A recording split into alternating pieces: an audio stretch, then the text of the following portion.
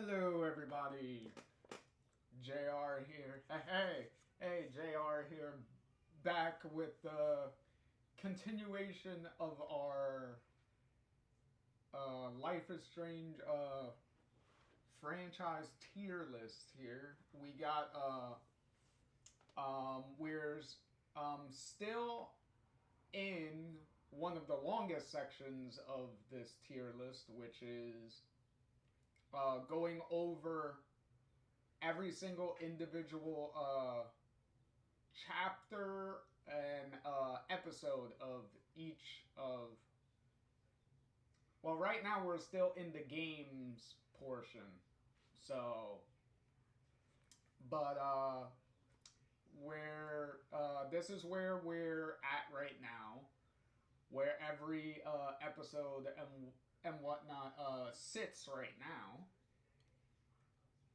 So last time we did what is it?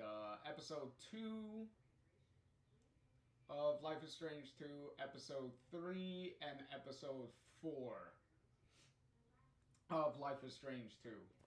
And this is pretty much where it's been sitting. And yeah, so we are going to at least finish out the episode discussion about Life is Strange 2, because we got all we got is episode 5 left, which is a very eventful episode depending on how you feel about certain returning characters. Because I did mention all the way back when we were talking about episode 1 of Life is Strange 2, at the beginning of the game, Life is Strange 2 does ask you the question if you played the original game. And if you answer yes, the game will give you a follow-up question on which ending did you choose. And then according on which ending you chose, certain cameos will be different. Like in episode 1, we had whether Arcadia Bay, when Arcadia Bay gets its cameo, whether Arcadia Bay is either destroyed or it's still intact. Which is, for the most part, just a visual thing. Like, it's something that you, like, look at in the background. It's not really extremely, like, prominent. It's not like you drive through Arcadia Bay or anything. But here in episode 5, there's way bigger cameos and changes as to what happens. So, with that, as always, we'll get a little bit of a refresher with a little bit of the trailer that they put out for Life is Strange 2 episode 5, which wasn't really a full trailer. It was more like a teaser, because this is actually really short. It's under a minute. So let's see what little things did they reveal in this trailer. Did they spoil anything big? Let's see.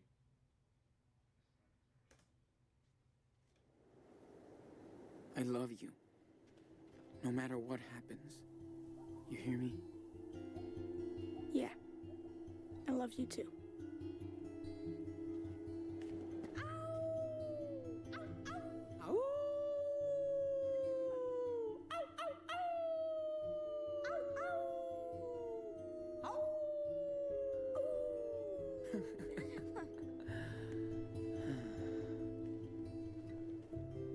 Diaz Brothers.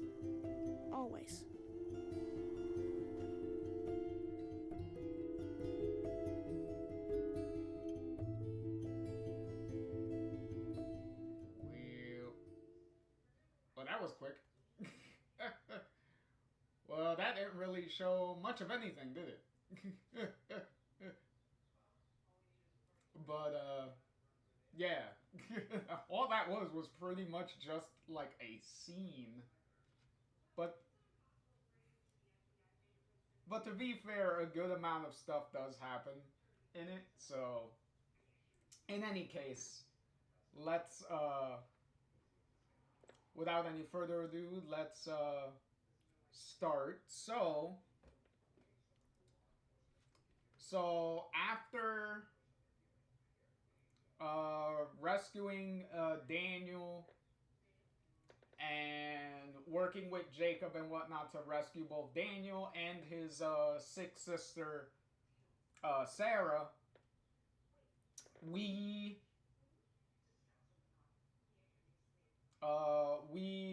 left with Sean and Daniel's mother, Karen. So Karen wind up driving us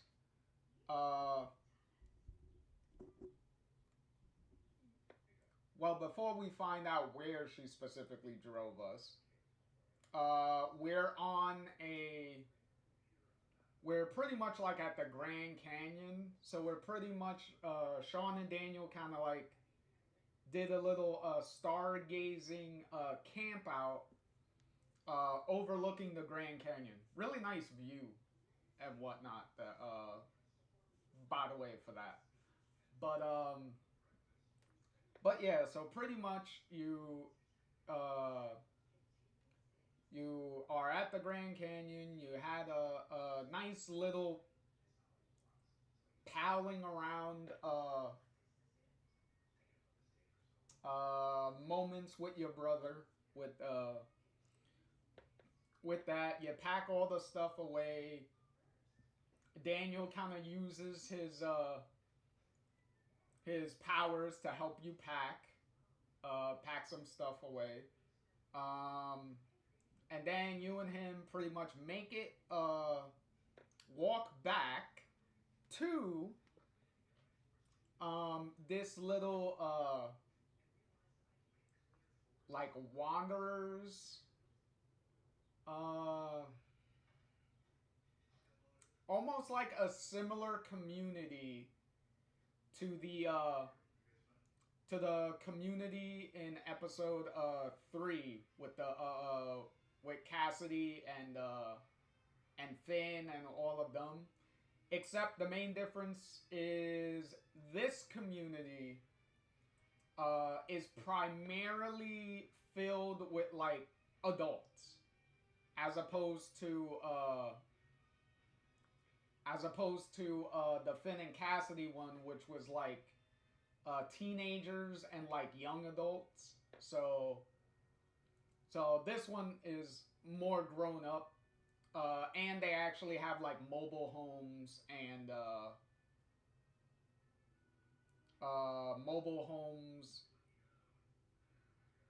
and I think one of them, one couple has a makeshift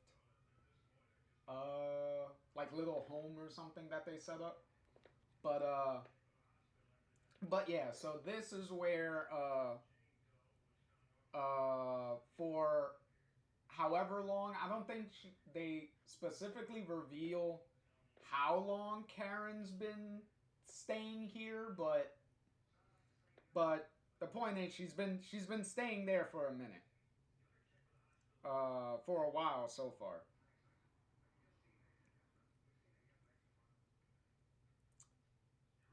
So yeah, so in this little Arizona community, kind of out in the middle of the desert somewhere. We pretty much chill with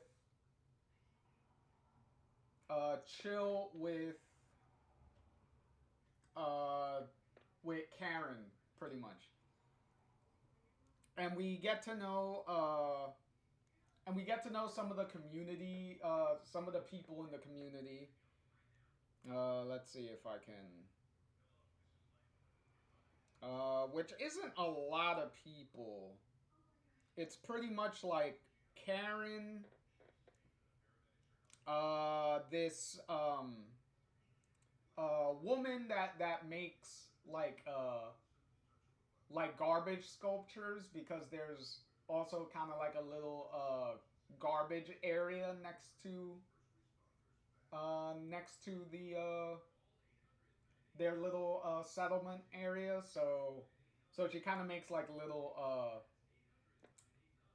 like sculptures and like art pieces out of that stuff. Her name is, what was it?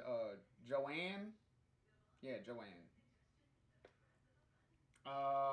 And we have this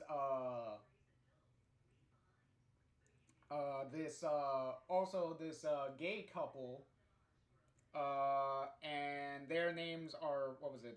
Stanley and Arthur, which they're well enough. The little the two older gay guys, they're a couple. I don't know if they're I don't know if they specifically say if they're married or not, but the point is they live together and they're always together when you're interacting with them anyway. So, but yeah, I at the very least I do appreciate that neither one of them have the extremely stereotyped gay voice. Like the stereotypical gay voice of like, yes, oh my god, like that. Like, at least neither one of them have that voice.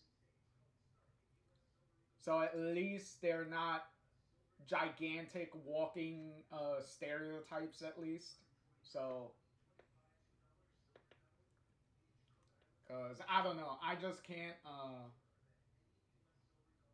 My tolerance for those types of characters is extreme. It is pretty small, because I see it so often in anytime like a gay couple is usually depicted, like they have to be the most stereotypical like voices and stuff, and it's like, people, I've been around gay people and stuff. They most of the ones I've been around do not sound that way. Like they talk normally. I don't know. It's not like as soon as you're gay, your voice has to go into like the most stereotypical like tones and whatnot imaginable. It's like,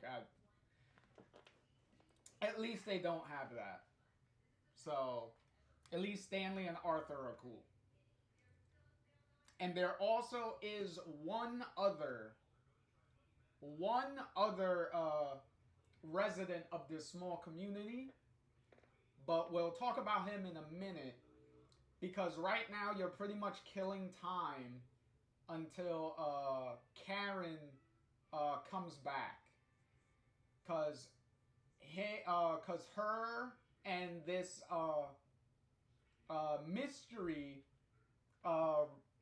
mystery resident left to go get like like supplies and stuff. Like, pretty much went to go get like groceries and stuff like that. So, which you pretty much find out why once you get back to the little to your little settlement, and pretty much Karen left like a little note saying that, like, yo, while you guys were gone, we stepped out to go get this stuff.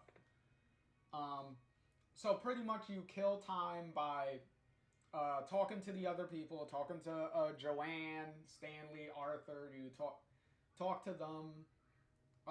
You help Joanne make a sculpture, which also, at this point, everybody in the settlement, like by this point, like this all happened off screen, but everybody at your little settlement knows that Daniel has telekinesis powers. So you pretty much help Joanne make a big old like sculpture using Daniel's powers. So pretty much like Sean goes up high so he could get a good like wide view, and then he pretty much like guides Daniel on where to put the statue pieces, and then like move it around so that way you could like adjust things. So so yeah, um so we continue the trend throughout this game of pretty much like everyone finding out that Daniel has powers. Like let's see, so far throughout this game we have no matter what choices you make, by the way,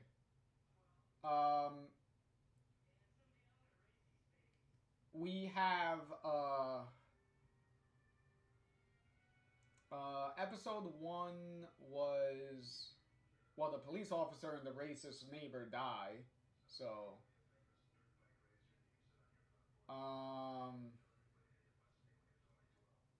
the racist gas station owner, he probably knows but might be a little skeptical because obviously Daniel wrecked the gas station when Daniel ran into the gas station main area for literally no reason, but you know, the door that you use the keys to get in, you and after Sean giving Sean the keys and letting him get the handcuffs off, could have easily just walked out the back door, but you know. Anywho, he probably knows. Steven, the grandfather, he knows.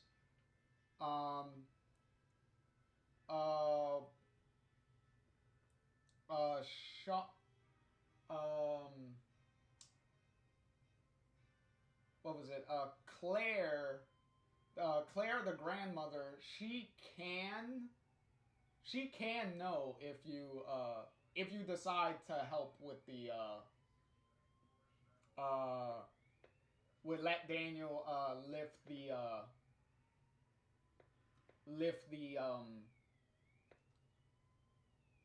the cabinet off of Steven when he's pinned on the floor with it. So if you do that, then Claire knows. But and also Chris. But depending on what you choose, either Chris thinks he's the one that has powers, or you could not lie to him and pretty much have Daniel be like, I'm the one with the powers.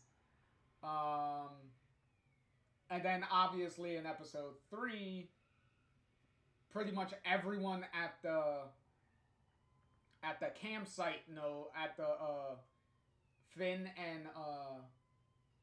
and Cassidy's campsite, everyone there knows once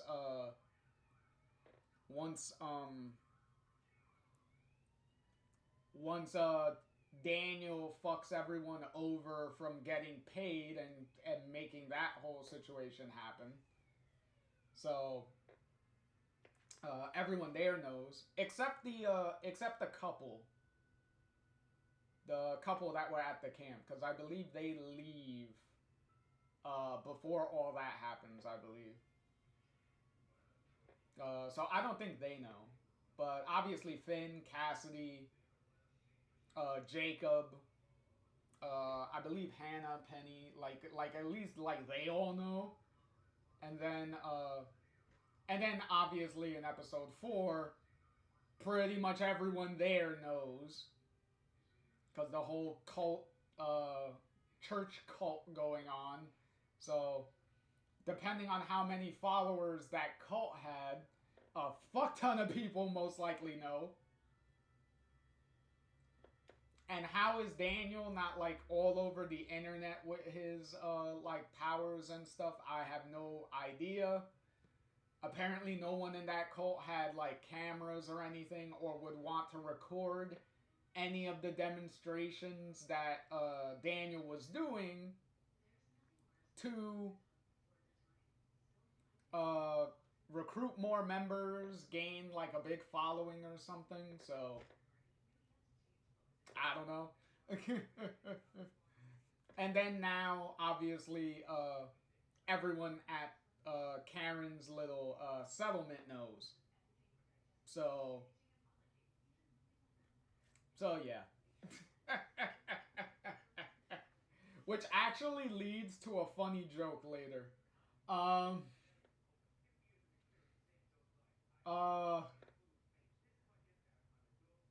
So after doing that, and then probably playing a game of treasure hunt with Daniel, where he kind of gives you clues on where to like find some things, and then you gotta like walk around and like talk to each other through like a little walkie-talkie and stuff, and like find what it is he hid and stuff like that. So after you're done doing that, doing all that stuff, that's when Karen comes driving in. Excuse me. With with with the groceries and stuff, and with our mystery with our last mystery resident here. And if you were walking around and figured and being observant and seeing, you can't go into their trailer, but if you were being observant of looking around the trailer and stuff, especially if you went behind the trailer, it becomes very obvious who this mystery person is.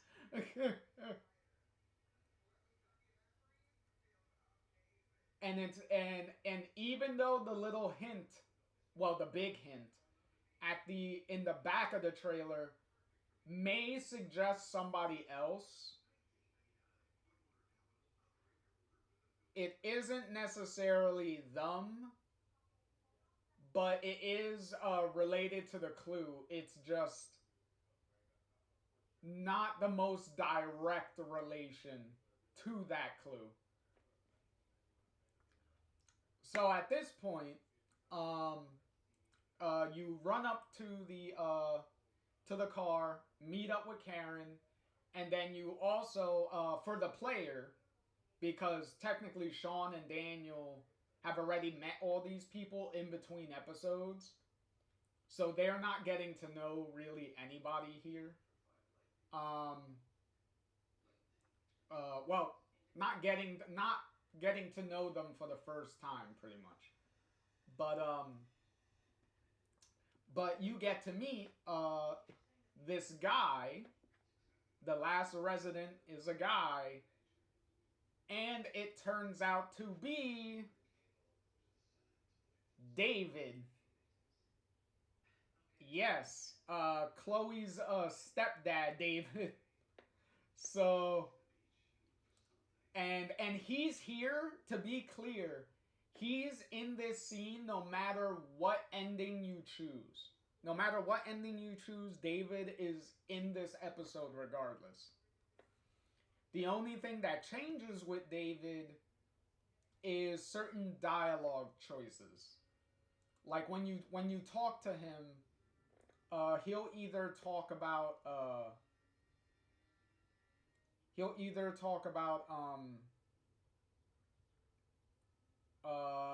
Arcadia Bay being destroyed, and Joyce being killed because they were at the diner. You know, they were trapped at the diner. Because you know you saw that because you were there. Um, or or dealing with the loss of Chloe. So those are his like different dialogue things that he talks about. Um, so in any case, they also David and Karen also talk about how because of what happened at the cult cult, they are the investigation that's going obviously that whole situation's being investigated, and they have been eyeballed as suspects. So they so law enforcement is like actively like going to different areas like looking for you, because now they have a feeling you're somewhere around, so now they're looking around. So now Karen and whatnot is like are like, okay, we can't you guys can't stay here, because if you stay here you're gonna get caught, which at this point, yeah, would kind of be a really bad thing, because you know, arson and burning down the cult thing. But depending on who's talking to the police, you can be very framed up for doing some making things a lot worse than they really are and stuff like that. So that I could get at this point. So pretty much Karen's like, okay, you guys got to go to Mexico and whatnot. So pretty much we're gonna spend one last night. You two are gonna spend one last night here, and then in the morning, we're gonna get the last things together, and you guys are gonna leave. You guys are gonna go to Mexico, like you guys like Sean keeps talking about. So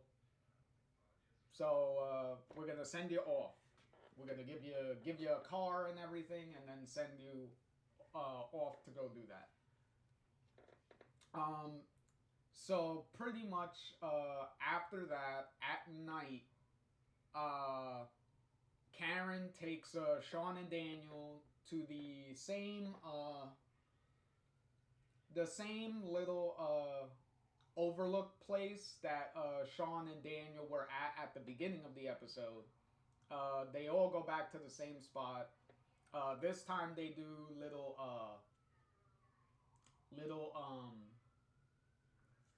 like make little like lanterns, so that way you know they could float up into the sky and then float away. So they make like 3 of those, like each of them make one, and they all set it out, and then you know have little family bonding time. Which, considering Karen's extremely stupid reasoning of up and leaving, is kind of a little for me it comes off a little forced. So they do that, have that little thing, and then now it cuts to the morning time. So Karen and everything, you know, getting everything ready and whatnot, says to go to David and get a police scanner from David, right? To go get a police scanner, so that way while you're driving, you can listen into the police radio and, you know, avoid, try to avoid being seen. Like, take alternate routes and stuff to drive around police and all that stuff. So yeah, so you go to David's trailer. You he pretty much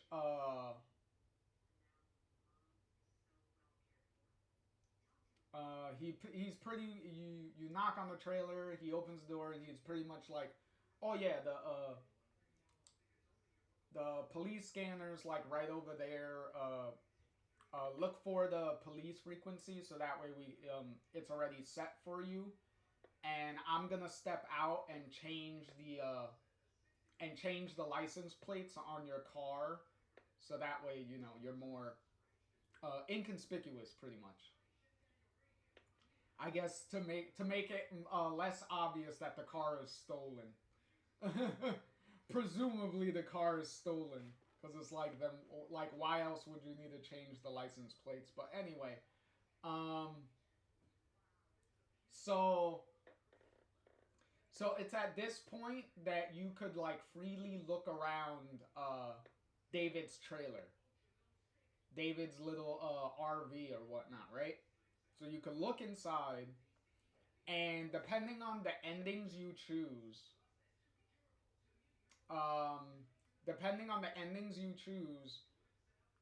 you can get several Easter eggs. You can find pictures of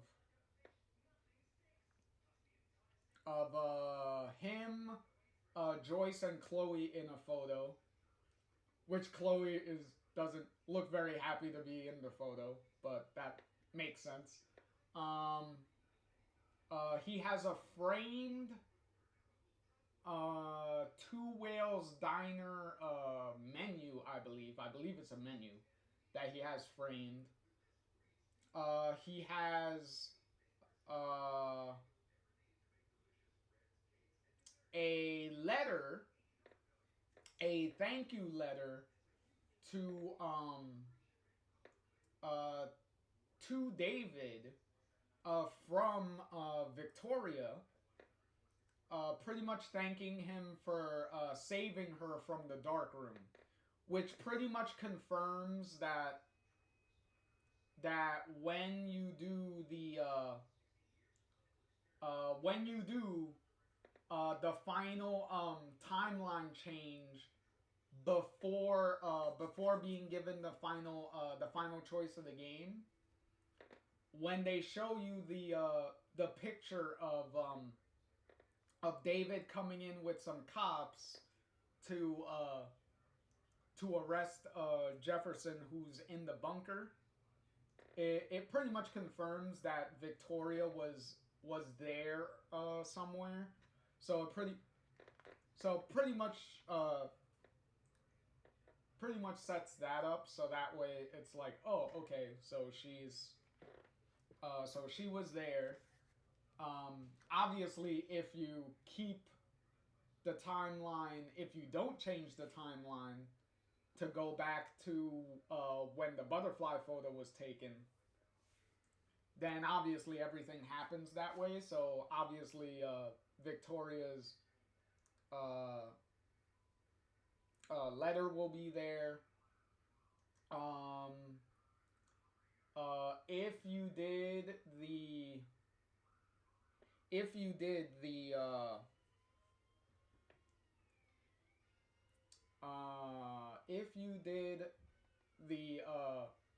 the sacrifice Chloe ending, I believe you will find a police report of something, of Nathan being like arrested and whatnot. So you'll see like an actual like report about that. I think he'll also have like newspaper stuff. I think. of either Chloe being like killed or the town being destroyed or whatnot. What is it? The big one of the big pictures, because you find this on a picture, is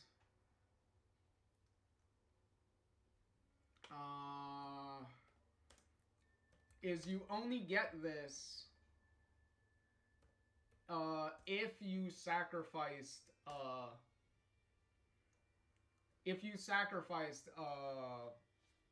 the town.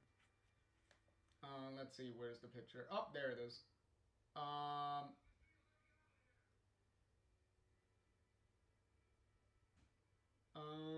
Yeah, that's pretty much fine. Yeah, so you pretty much get this photo.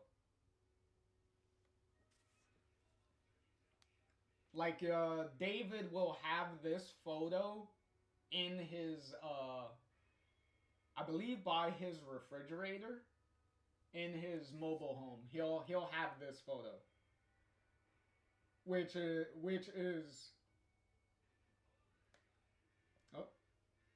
is really, sweet, by the way. Let's see if we can, kind of into that a little bit. There you go. So yeah, so a little hint of obviously Chloe and Max being like being together, like still around. Also, I don't believe it's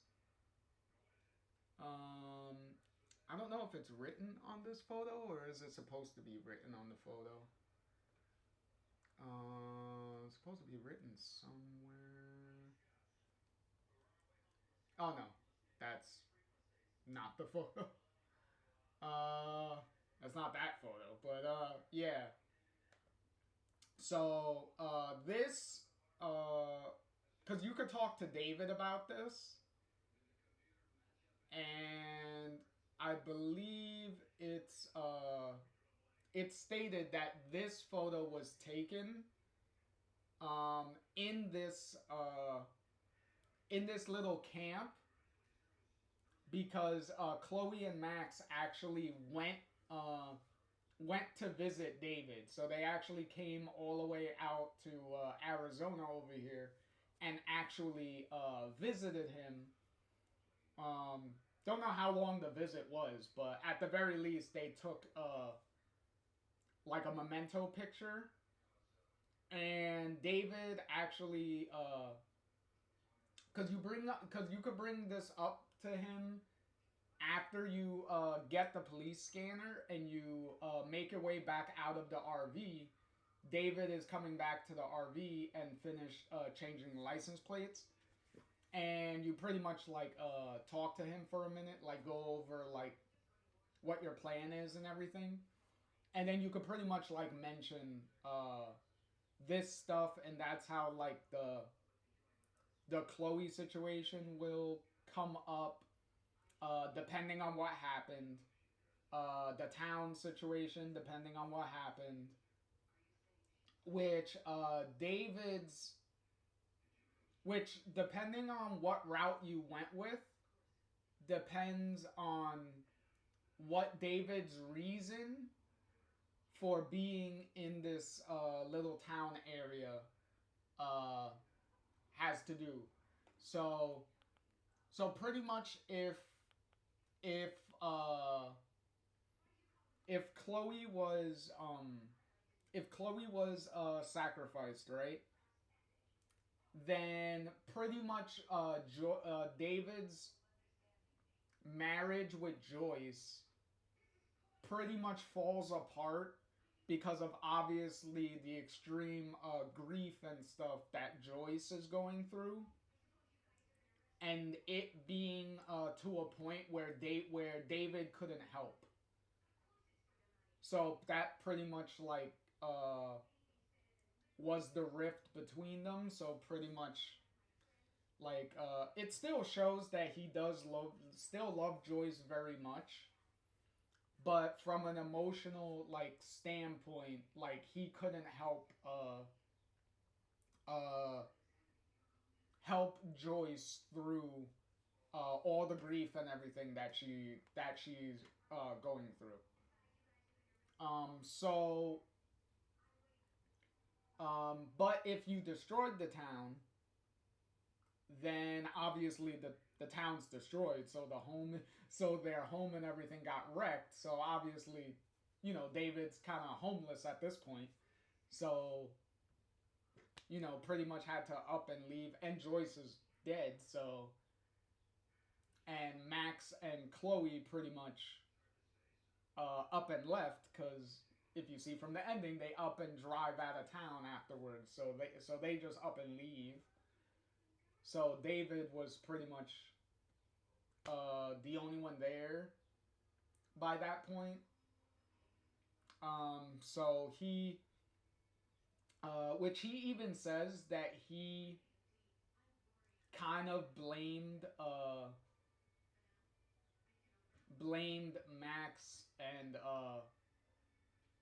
Chloe for like leaving and not like trying to help like rebuild anything and stuff like that. He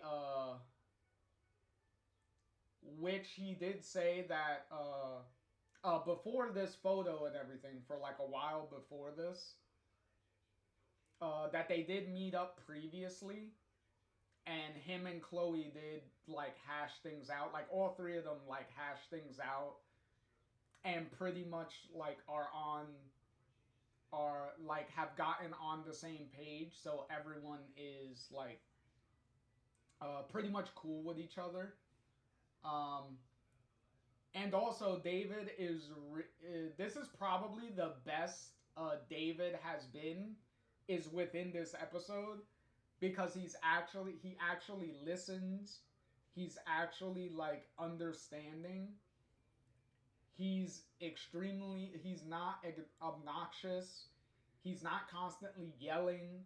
He's very humbled and calm. So whatever whichever ending you went with, those events have severely like humbled him and kind of brought him down to earth and stuff, pretty much. So this is like the best David we pretty much get. He also mentions that he also comments on Daniel's powers and stuff and finding it kind of crazy to see someone with like supernatural powers and stuff. And he's like, I have no idea. Like I've never met a person with superpowers before. Which is a funny in-joke, because I was like, well, you were interacting with Max for a majority of the original game, and she had powers, but clearly you wouldn't know that because her powers are all about rewinding. And in that game, the only person that knows that Max has powers in that entire game is Chloe. So... And Chloe clearly was not going to tell you. It's not like you guys were on the best of terms anyway throughout that game. And plus, Chloe is very good at keeping secrets.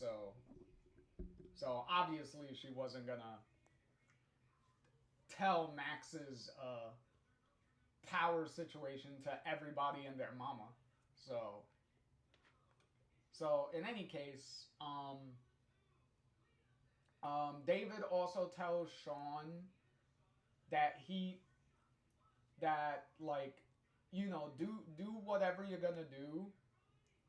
But in David's opinion, he's like, I really think you should like at least try to turn yourself in and try to like explain like what happened, like what happened pretty much.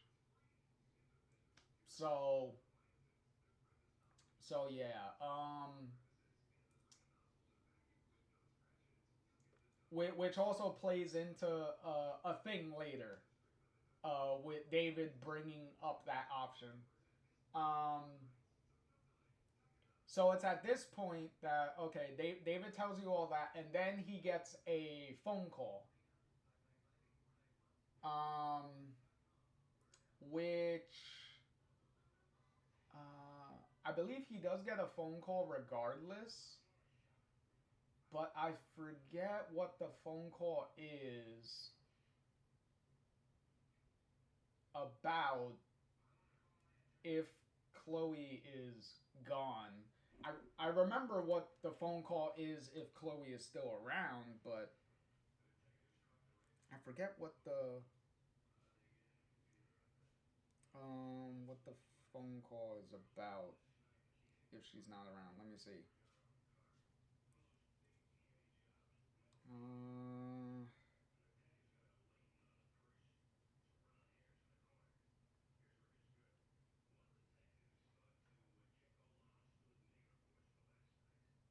whoops. I spelled that wrong.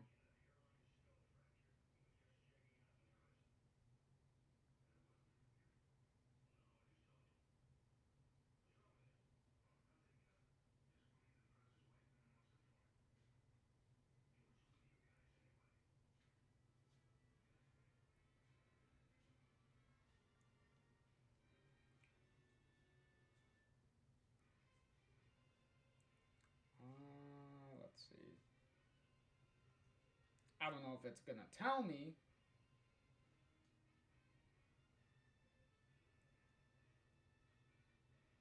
Oh, okay. Uh,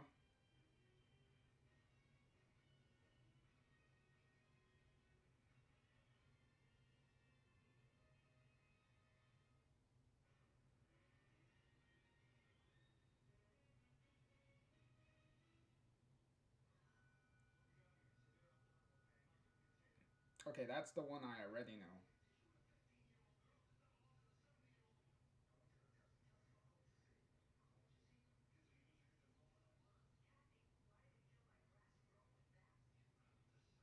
Um, okay, that doesn't really tell me anything. Uh,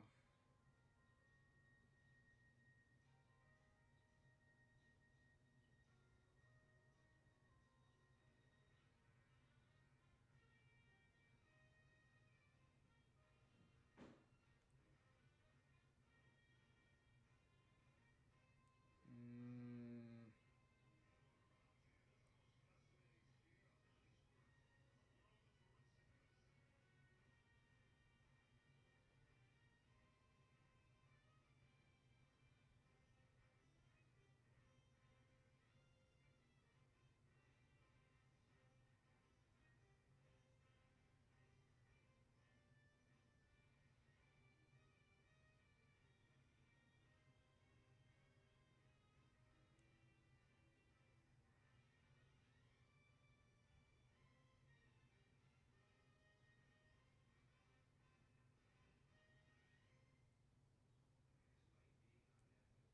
okay, it's not.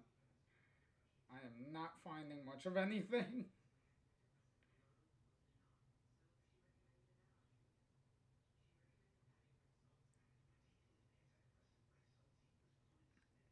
Yeah, I am really not finding much of anything. Oh well. But yeah. So in any case, um,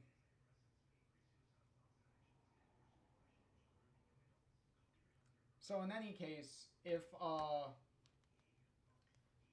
if you destroyed the town, then the phone call is actually is technically Chloe calling David and pretty much like checking up on him and pretty much telling David that that her and Max are currently in New York. So they pretty much like travel the country, kind of like they do like little road trips and whatnot, and like travels around places. So that they're currently in like New York and whatnot. And what was it? David pretty much like asks about how like how's Max's like photography stuff going and whatnot, how well that's going and stuff. Uh, and then towards the end of the conversation, Joyce, David is pretty much like kind of tells Chloe like, hey, like pretty much like I love you, be safe and like stuff like that. Also a big thing to point out here is that David is voiced by the same guy that voiced him in the original game. So he did return to voice David for this cameo here. Also, if you're wondering, you do not hear Chloe's voice during this phone call. Like all you hear is David's voice. So the only thing you can gather from his gather to what him and Chloe are talking about is pretty much based on his responses throughout the conversation. That's the only way you can pretty much piece this conversation together. So yeah. So in any case, so pretty much also the clue as to David being the mystery resident of the little town here is behind his RV is the big board that Chloe and Max drew as as kids. The drawing that they drew on the big board, which is the same board that they used to piece together the clues and stuff in Chloe's room. So yeah, that same board is behind David's RV. So when you're walking around earlier, you can see that and pretty much like kind of take a guess as to whose RV does this belong to. But yeah, I'm pretty sure most people were fully expecting like Max or Chloe or something. But then again, Chloe's thing is pretty much determined by you at the end of the game. So that would be odd, and Max never really had a real relationship in any way with David, really, anyway. So it would be weird if it was her there. Like, why would she? Plus, why would she be there? Because Max can just go back to her parents, who are still alive in Seattle. So it would make no sense for Max to be there. So pretty much David was like one of the only people. Plus, him being the only person that would kind of make sense, considering if you're trying to figure out somebody who would work in this scene regardless of what choices are made, then then David is pretty much pretty much like the best option you could go with. So yeah. Um so after that, Sean and Daniel say their goodbyes to everybody. Pretty much, they say their goodbyes, and then they go to and then they both get into the car, and they drive off. Um, Karen also mentioned that the police are close by and they're gonna be coming through this area, so obviously they're going to, question everyone here. And Karen pretty much said that she's gonna, and obviously since she's the mother, she's gonna be a big, because she's already a suspect too for the arson, so she's already gonna have issues. So she pretty much said that I'm gonna stay behind and pretty much give you guys as much time to keep the cops distracted as you can. I believe it does get revealed later that I believe they certain people there did get arrested, but it's not like anyone died or anything. So nothing extremely drastic happened. So that's good. So after leaving everyone, Sean and Daniel head to finally make it to the border wall. So they're finally at the border wall. So you get out. So you drive close enough to the border wall. I would have probably drove a little closer to the border wall instead of being a pretty good amount away from the border wall between the car and the wall, especially considering stuff that's about to happen soon.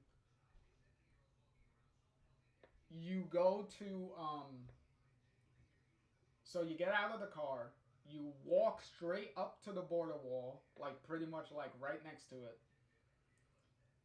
And then you pretty much have Daniel pretty much rip a hole in the border wall.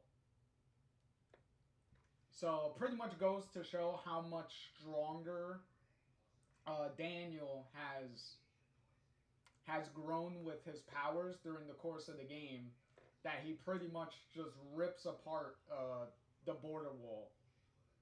So he's really he's not extremely exhausted afterwards. I don't believe his nose is bleeding or anything, but he does have to drop to the floor for a minute because it did kind of take the wind out of him to do that. But he does get up eventually. He does get up, and then you guys head back to the car, so that way you could drive the car straight through the hole you just made. So as soon as you get to when you get close to the when you get close to the car and you're about to go into the car, somebody snipes Daniel in his shoulder. And Daniel pretty much gets knocked out from the gunshot. Considering he just took a snipe round right through the shoulder is pretty amazing, by the way. but yeah, he gets shot, gets knocked out from it. Sean is obviously freaking out because he's like, where the fuck did that come from? And then pretty much this man and woman, this couple, drive right up to them, and it's pretty obvious that they're the ones that shot Daniel. I believe specifically, I think it was the woman that sniped him. I think because the guy kind of makes a comment at it was a kid that you shot like a kid and whatnot. So they're a little. So he's a little taken aback by Daniel being shot. But they get and it also becomes clear that this couple, because we do know they're a couple. I think they're like married or something. But either way, you find out very quickly that these two are like uber racist. Because they think that you guys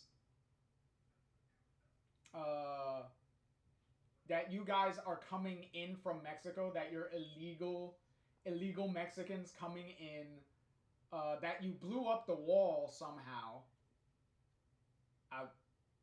That you blew up the wall, and you're trying to make a hole so all your like Mexican peoples can just come pouring in like an invasion or something.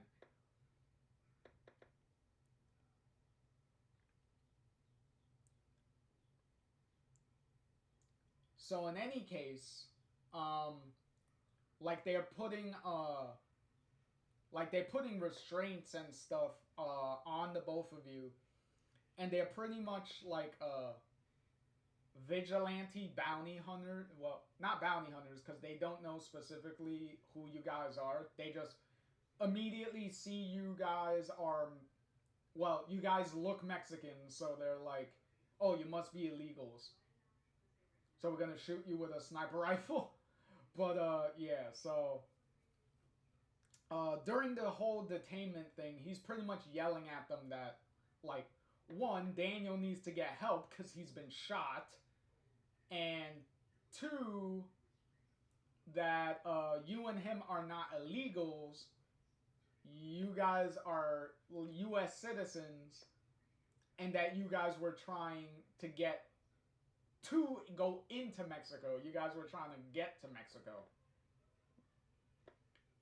Which they find extremely funny because, you know, why would you want to go to Mexico? America, pretty much.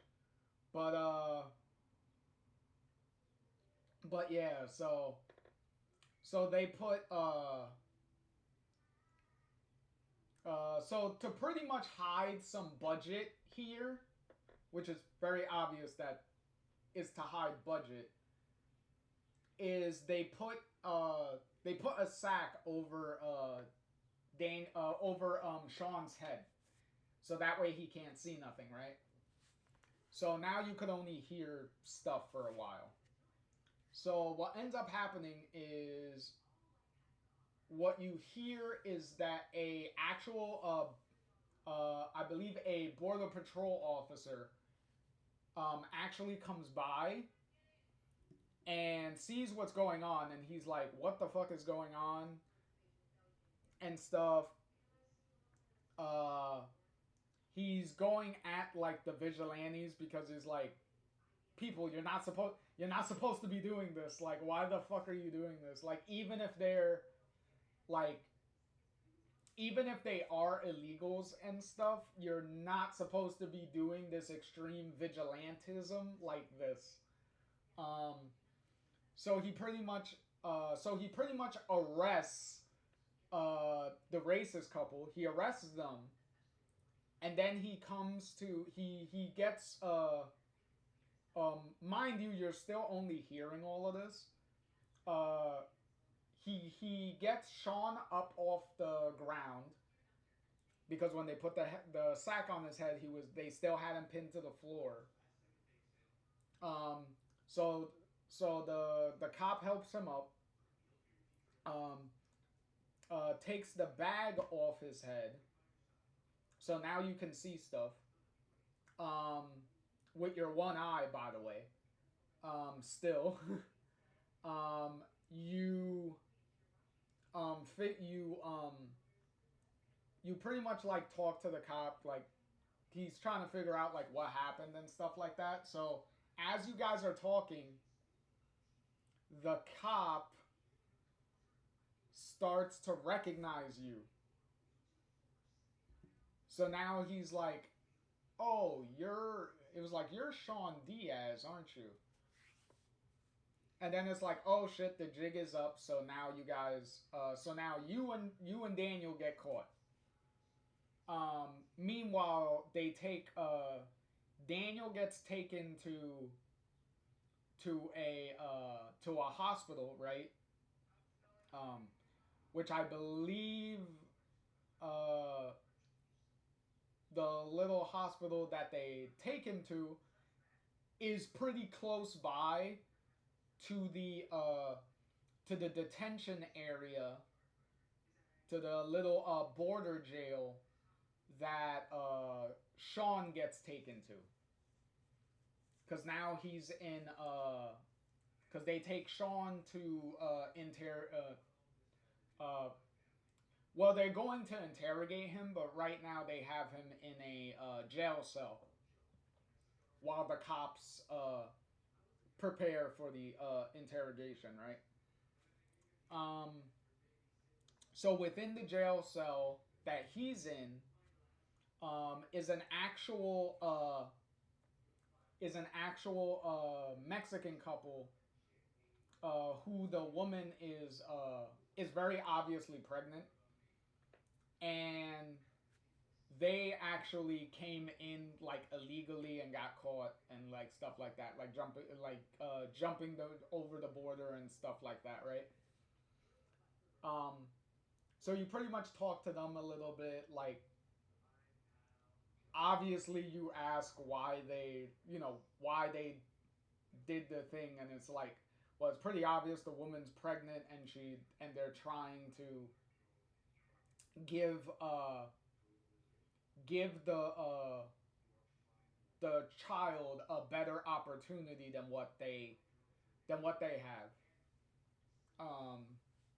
Which not to get extremely political, but that does there's a lot that you can say about that whole situation when it comes to how the process is to legally come into the U.S. and all that stuff, and the issues and stuff of trying to legally come in and all that stuff. Like, that's an entire can of worms that you could definitely talk about. But this game doesn't even make an attempt to do that. All it does is like bring up certain topics, but it doesn't do anything with them. Case in point, while Sean is talking to the couple, the racist couple is in the jail cell right next to them. So they overhear, and to be clear, the woman, the racist woman, is way more racist than the guy is. The guy seems the guy seems like the type of guy that's just kind of going along with it just to please his girlfriend or his wife or whatever, right? Because he seems more a lot more sensible. Like, he seems like the person that if you like actually if you actually sat down with him and like kind of like talk to him, right, you could probably bring him around and see the era of his like racist ways, pretty much. The woman, on the other hand, is so extremely racist to the point where you can actually Sean could, because she interrupts the whole conversation just to spout like racist rhetoric and stuff, right? Which, you know, it's Mexican, so you could probably already figure out the type of stuff that she's gonna start throwing at you, right?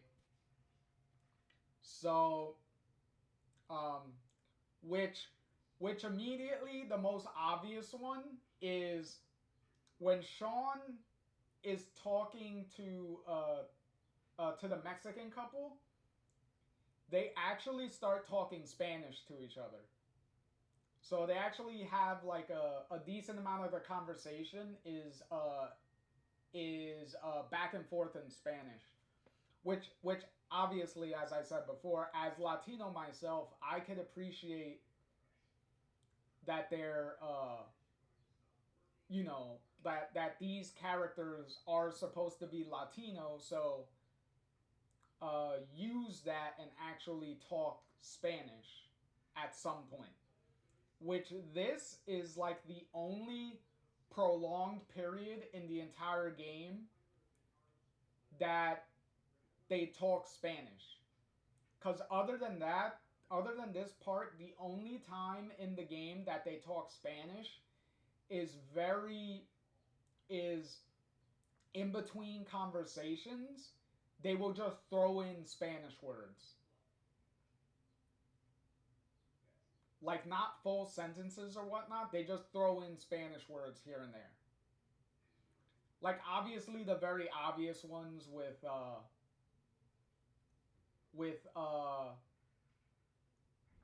Sean saying hermano, you know, my you know, brother in Spanish, and then the dad well, during the dad's flashbacks, and then in the first episode with conversations with the dad where he's saying mijo and stuff like that, those obvious ones, but they do throw in like other random ones every like now and then, but they don't. But this is the only time in the game where they actually like fully conversate in Spanish. Um, which also goes to show that Sean, at the very least, is fluent in Spanish. But Daniel, I don't think is. He does understand Spanish, but there's never a moment in the game really where Daniel like actually converses in Spanish in any way to try to hint at the fact that like, oh, he can speak it. But no, it's very clear that Sean is the one that's actually fully bilingual. But yeah, so he so the racist lady comes in, um, and she interrupts the conversation by being like the most stereotypical thing. Stop me if you heard this before. We're in America, so speak English. Okay. But in any case, she interrupts the conversation with that, which can prompt Sean into like attempting to have a debate with her. So they kind of try to do a point counterpoint thing where she'll bring up a thing and then Sean can counter with a thing. Not like it's not like the backtalk challenge. This is still this is not like the backtalk challenge in Before the Storm. This is still a regular conversation where you just, you know, pick choices and stuff for point counterpoint. And which I was very interested in. I was like, okay, you've been kicking me, you've been like hitting me over the head with a hammer throughout most of this game with the whole like racial bullshit and not doing anything meaningful with it. Like all you've been doing is telling me and showing me racist stuff, but you're not really giving it a point. So here, it seems like we're actually getting one. Well, like we're actually having a debate, and we're actually doing something with it. And then I get extremely disappointed because it doesn't take long for you to make some really good arguments to counter some of the bullshit and stereotypes that the racist lady is throwing at you. To where she just backs out of the conversation and is pretty much like, well, whatever.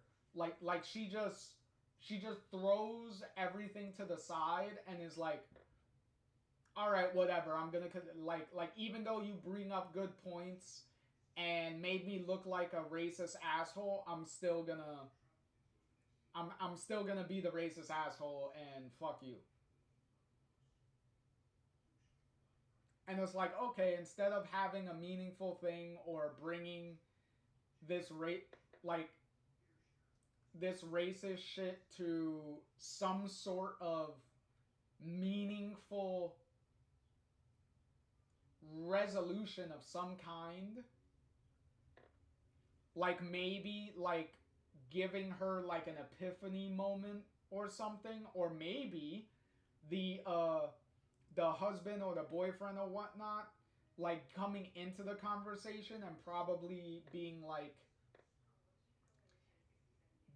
yeah, I kind of like whether he was coming in to like back her up or kind of back him up, or maybe I was like starting to sway them in another direction or something.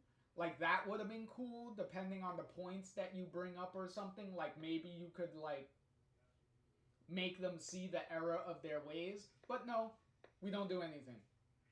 Right when we get close to getting somewhere close to that, they just disengage and they're like, oh, no, we're not going to do that.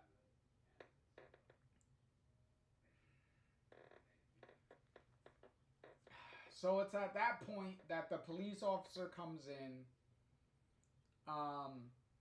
to get Sean, right? Because now it's time to do the interrogation. So we do that. At the same time, the racist lady is like really pissed because she's like, why are we in jail? They're the illegal ones. Why are you locking up us in here? We're like citizens and everything. And mind you, this is after the discussion we had, so you might as well have not even had the discussion, because now it feels like it's just a gigantic waste of time. But which makes sense, because believe it or not, we're already pretty much towards the end of the game at this point. Like, this episode is very short. So either way, the cop takes Sean into the interrogation room, right? Pretty much goes over like the stuff that happens. Reiterates that the cop got killed, which is like, I don't get how he got killed, but whatever. And talking about running and stuff. And to be fair, the cop that's doing the interrogation is not aggressive. He's not racist. He's just, trying to hear Sean's side of the story and stuff like that. Which, considering that the whole situation of the manhunt and everything for the Diaz brothers is pretty much over the fact of the cop getting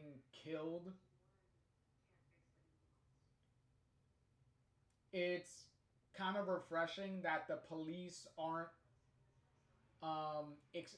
the police that you interact with are not extremely aggressive or extremely racist or anything like that. Like they act like normal police officers.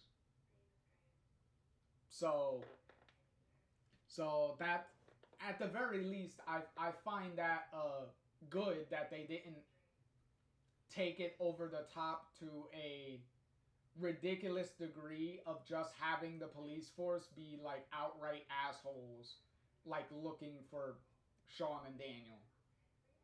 Like even the FBI lady, Flores, in the beginning of episode 4, like she wasn't extremely like mean or like asshole-ish or anything like that. So at least the law enforcement people are not being depicted as extreme like villains or anything. But in any case, they also bring up how, like, how did that hole in the border wall even happen? Because it's literally the border wall got separated. Like you can see it in the down here with the little shot of episode 5 down here. You see Sean and Daniel standing in the middle of the hole that Daniel makes. Like Daniel literally just split open a whole section of the wall from top to bottom. It's not like he made a hole on the bottom of it. It's like no, from the top to the bottom of the wall, he just opened up a whole section there. So yeah, he so during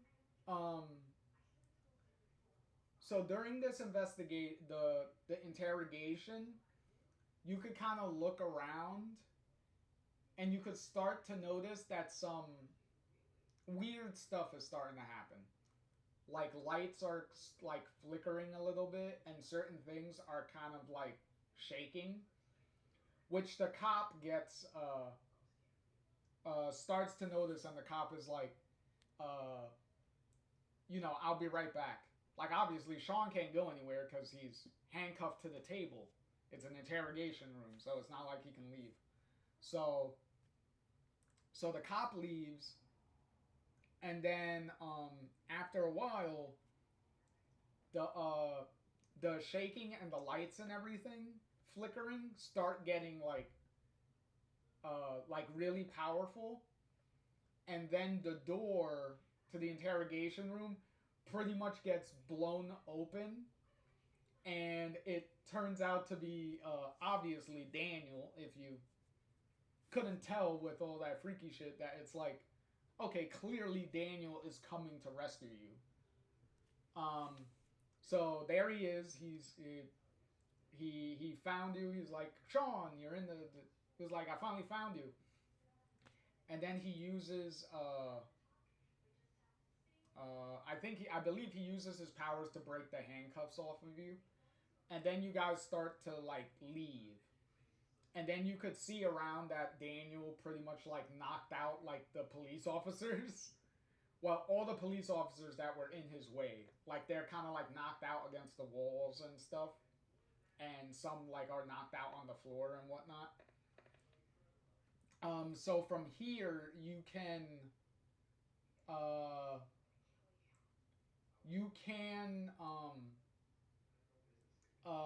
let out the well, not let out because you don't see them leave yet, but you can open the door, the jail cell doors for the Mexican couple and the racist couple. You could do both.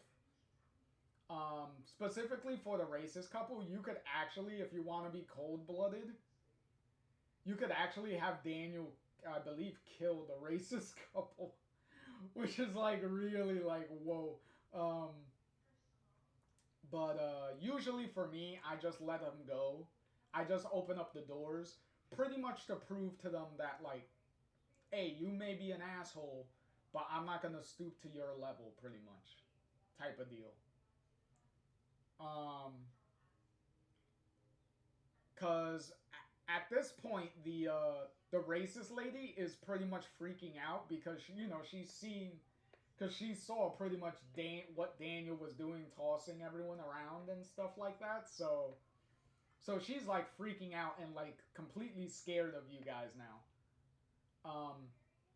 But either way, um, whether you open up the doors or not, you make your way, trying to get out of the police,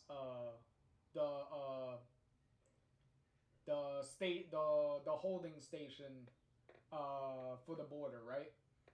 So you're walking, so you're getting out. You and Daniel are getting out, and then more cops show up with their guns, and then because there's like this long like room, like hallway. So they're coming in from the front, and then you're in the back, obviously, and you're trying to get past them.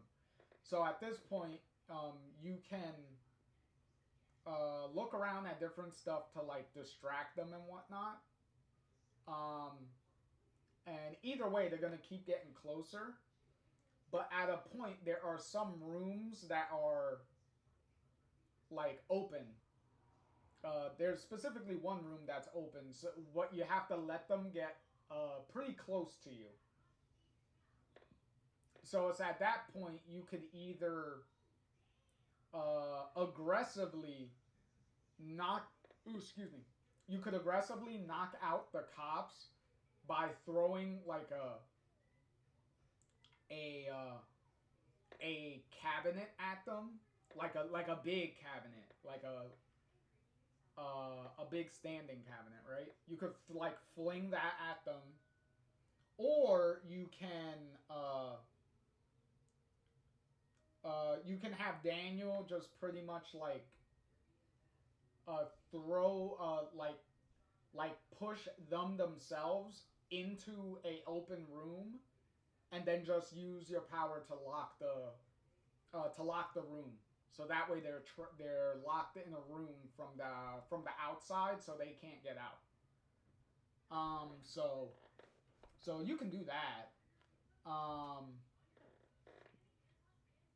so either way, that takes care of the cops. So now you can get out the front door, but you can but at the same time, Sean gets his like book bag back and stuff of the supplies and stuff that they had. So you can go inside the like evidence room and get your stuff out of there.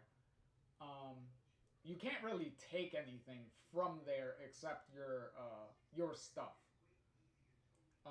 Except a collectible. I think you could get a collectible from there, but it's not like you could steal like a gun or anything like that.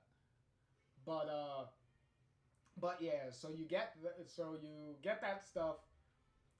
You get back to your car. Um, you get back to your car, and then you drive. You drive out, right? Um, Also, when you leave the building, depending on if you if you open the doors for for like the Mexican couple or whatnot, you'll actually see them like also running out of the building behind you. So, you can so from there you get into the car and you're like, okay, we're gonna go back to the border, right? So when you get back to the border, this is where like the final part of the game comes in. Except here's the extremely stupid part. Extremely stupid part. When they go back to the border, do you think they go back to they go to a different section of the wall and just have Daniel repeat to like rip another hole in a different part of the wall and then just drive through? Do you think that's what they do? No, they do something so stupid and they actually go to the actual border checkpoint.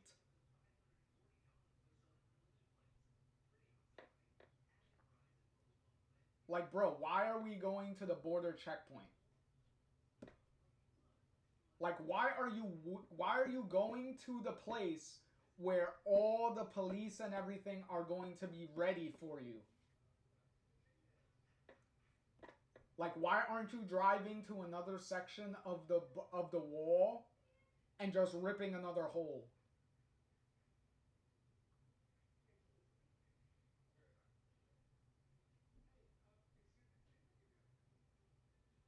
Because I highly doubt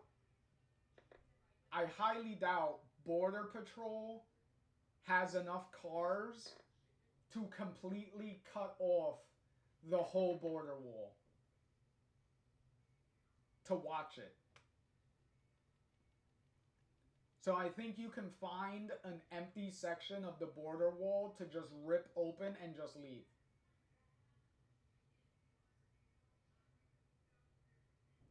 So why you're going to the actual checkpoint, I have no fucking clue. And keep in mind, Daniel is not extremely exhausted or anything. At this point, he's like really energetic and is really like obviously using his powers to bust you out and all that stuff. So it's like Daniel's completely fine. So I'm pretty sure he can open up a fucking another hole in the thing.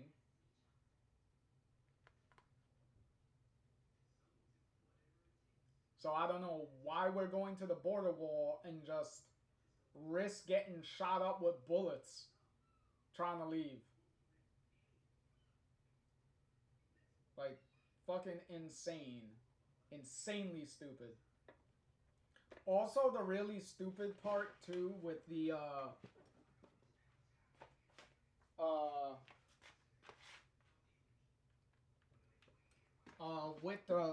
with the racist couple is when they first get introduced with the sniper shot and whatnot, there are absolutely no cars around at all. Cause once you get out of the car, you as the player have to move Sean to the wall. So from there, you could literally look around your entire area and there's nothing around. So it's literally like that the racist couple just poofed into existence. So it's like, where the fuck did they literally come from?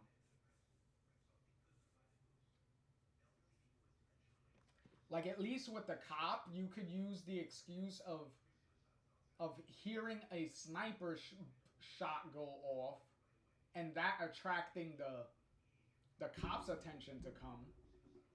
But if these racist people were keeping an eye on the border wall or something, then you should have at least had their car or something like in the distance to kind of like foreshadow that they were there. So that way it doesn't feel like it's not like they literally just poof in because the plot demanded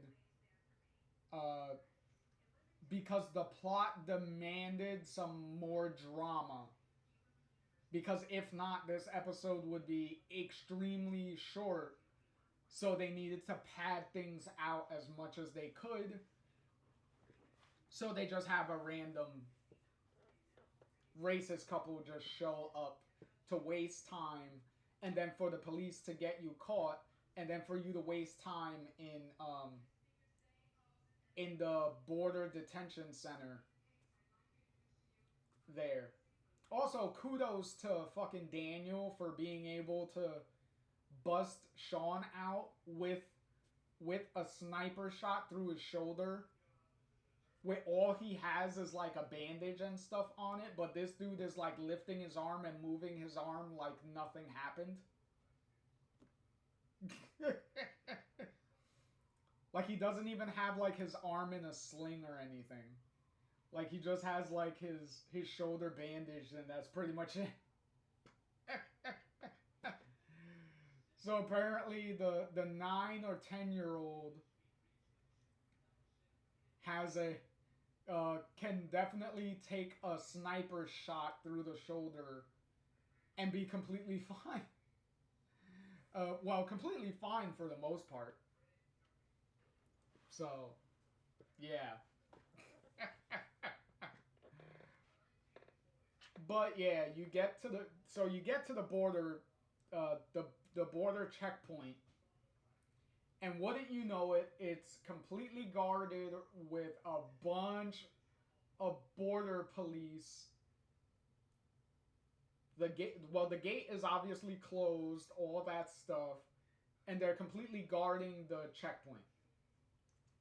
And to be even more hilarious, what was it? The FBI agent Flores is there, trying to talk you down through a megaphone. Because what you pretty much do is you drive up, you see it in the distance, and you pretty much stop the car for a minute to pretty much take everything in, to make your final decision.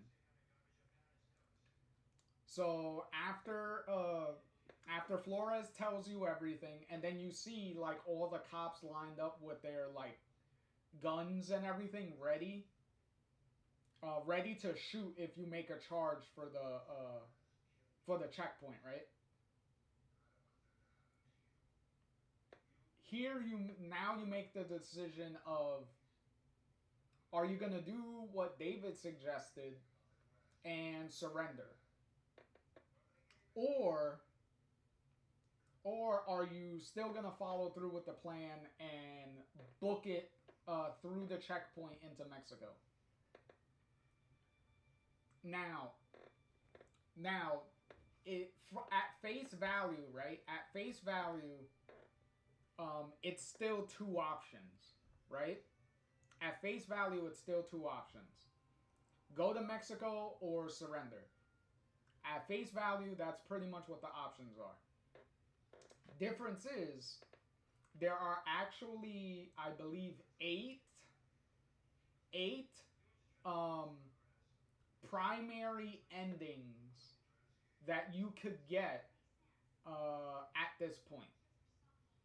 And primarily those, besides choosing one or the other, those major variants are also determined by how Daniel's attitude has been during the course of the game. So pretty much how your choices and your actions have influenced Daniel. That's where the major variations within these two choices happen, and that's how you get your 8 different endings, 8 different primary endings. So from here you do you can so from here you could charge the border, right? So if you choose to charge the border, depending on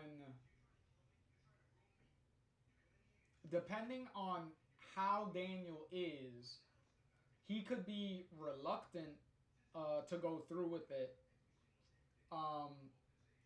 or he could be very much for it and pretty much go along with what you're saying, like full stop, pretty much. So if you do that, if you charge the border in any way, pretty much,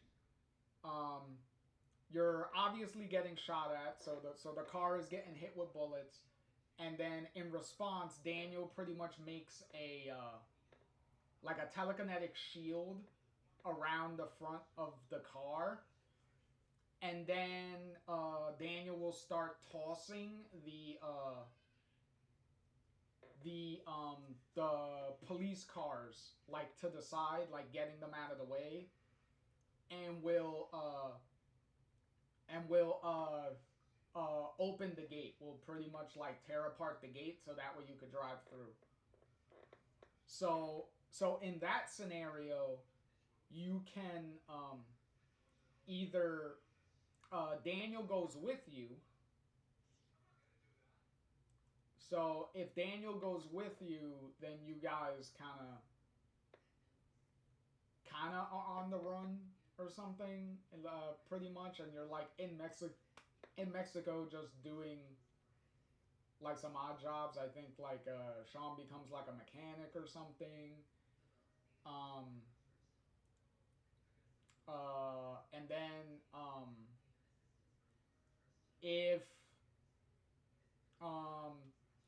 you can also have a situation where Sean tries to surrender, but Daniel forces you to go along with getting to Mexico, and kind of forces that situation to happen by like telekinetically like driving the car. So you'll go through the thing, and then they'll still like shoot up the car. But within that situation, Sean will actually get like shot up with some bullets. And yeah, you both make it to Mexico and stuff. But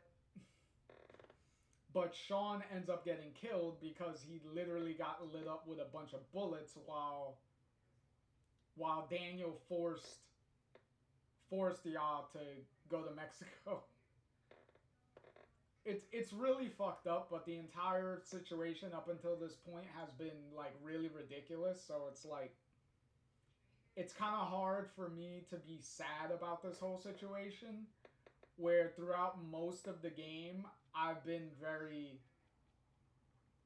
disappointed and pissed off throughout the game. So me feeling sadness or anything is not gonna happen, because my disappointment and my anger pretty much rule out any of that being a remote possibility. But yeah, so you could also during the getaway when you're going to Mexico, depending on Daniel's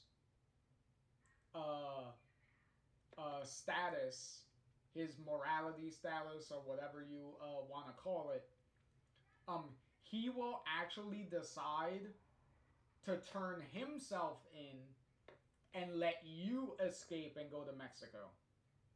So he'll actually jump out of the car at the last minute while making sure you drive off. And then Daniel ends up obviously getting arrested and stuff like that.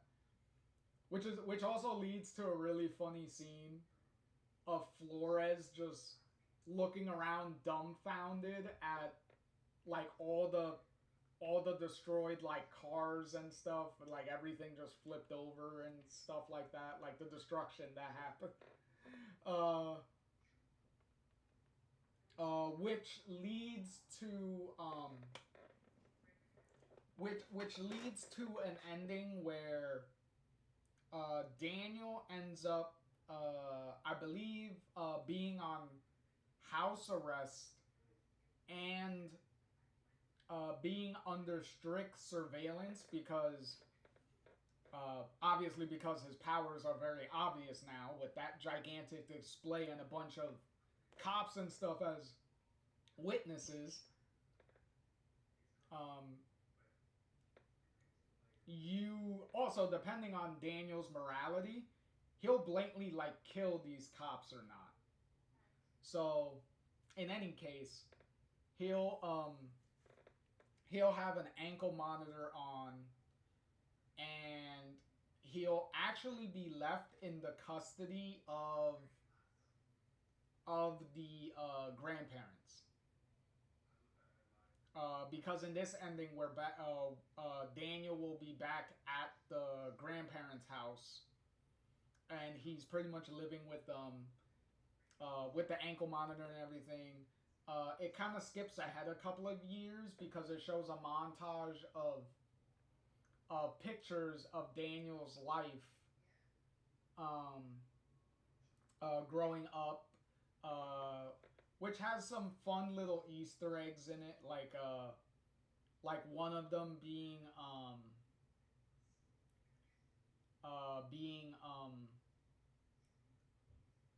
Daniel and Chris hanging out together again. Little Captain Spirit Kid, and then Daniel will be going through, grown-up Daniel will be going through some mail, and he'll have a letter from Sean, pretty much like giving him like a quick little update on what he's doing in Mexico and all that stuff. Also, depending on who your love interest is, Sean's love interest is, he'll actually include a picture of him and whoever the love interest is. For me, it was Cassidy, so Cassidy wound up meeting up with Sean in Mexico, and I don't know if they would would be living together or whatnot, but in any case, she at least went over there to see him and stuff like that, because she sees like a little picture, and then Claire can like walk up, and then Daniel cheekily uses his little his telekinesis power to like float the photo over to Claire, and then Claire like grabs the photo to look at it, and then takes it over. I believe she takes it over to like sit in the chair and stuff to like look at it and whatnot. Which is kind of nice, I guess. And then you have and then another notable ending for me would be is if you surrender, if you're actually able to have Daniel go along with the surrender thing without Daniel like forcing you to go to Mexico anyway and getting you killed in the process. Instead of doing that, Sean and Daniel will surrender. Nice and peacefully. They get arrested.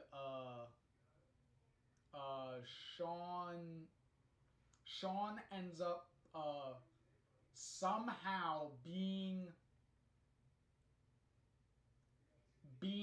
sent to prison for 15, I think we time skipped like 15 years or something. Like we have a pretty chunky time skip.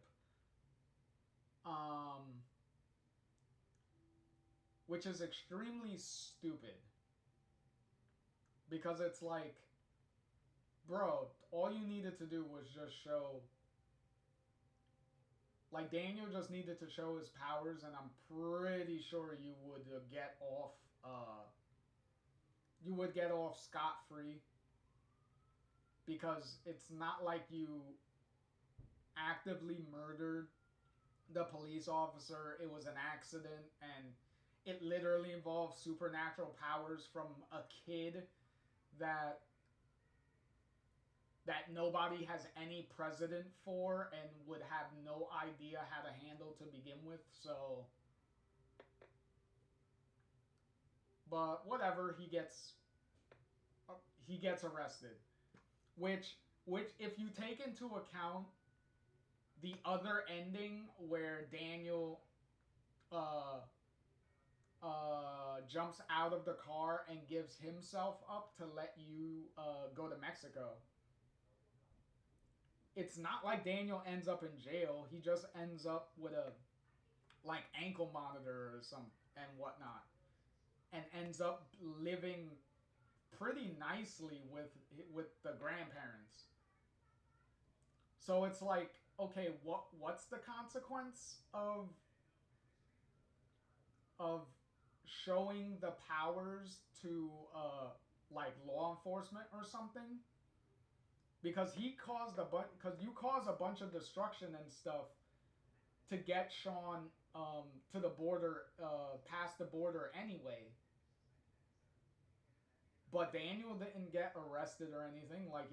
Yeah, granted he's a kid, but all he does is get an ankle monitor and everything, and it's like, it's not like he becomes a government experiment or something like that, and gets sent to like a mental asylum or anything like that. Like, nothing drastic happens to him, so it's like, what's the issue here? So in any case, we skip ahead, and Sean, after 15 years or so, is finally being released from prison. So he gets released from prison. This variant is the longest ending that I've seen. So this is kind of the equivalent of the Chloe dying like ending from the first game, pretty much. Because in these endings, just like the original game, there's no like spoken dialogue. It's all visual, and there's some not licensed music, but there's like background music like being played like during most of these endings, I believe. But for this ending in particular, there's like background music and stuff. But you so you get out, and Sean, I'm not Sean. Sean gets out, and Daniel is waiting for him outside the prison. Lila finally gets a physical cameo, because she's also waiting outside of prison, out of the prison for Sean, which actually makes me like Lila. Made me like Lila even more, because it's like, girl, after all that time and everything they've been through, you still stuck by them, which is like really cool. And she also shows like a lot of emotion and stuff when Sean comes out of the prison and sees them, and then is coming towards them. Like, she's pretty emotional. Daniel gets really emotional. I believe he runs up to Sean to give him a hug. I think Karen's also with them.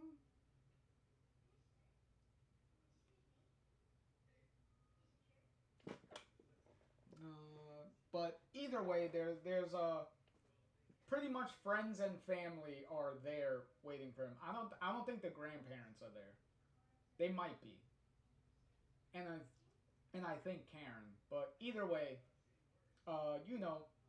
Sean has friends and family that are waited for him to come out of the prison. And then we get like a nice little montage of Sean and Daniel like hanging out, catching up after so many years apart and stuff and things like that. And it's pretty wholesome. It's a pretty nice little thing. And it's also a nice little thing to get probably one of the better endings overall to end the game on. So even with the problems that the endings have with how that's handled. So in any event, so we so from there that's pretty much the end. So I will say one of the biggest positives is Daniel in this episode doesn't do anything extremely doesn't really do anything that completely kneecaps and just forces drama for drama's sake. Like he doesn't actively contradict anything that you've been like teaching him or showing him by example and stuff like that. Like he doesn't really actively do any of that throughout this whole episode. And he's actually pretty chill and good in this episode. Which is crazy that it took till the final episode for Daniel to be not overwhelmingly obnoxious. Especially if you haven't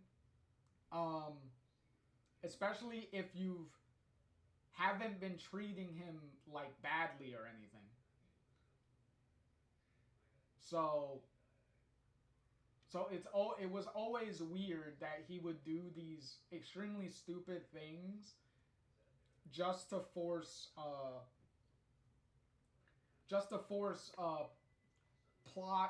contrived plot scenarios to happen.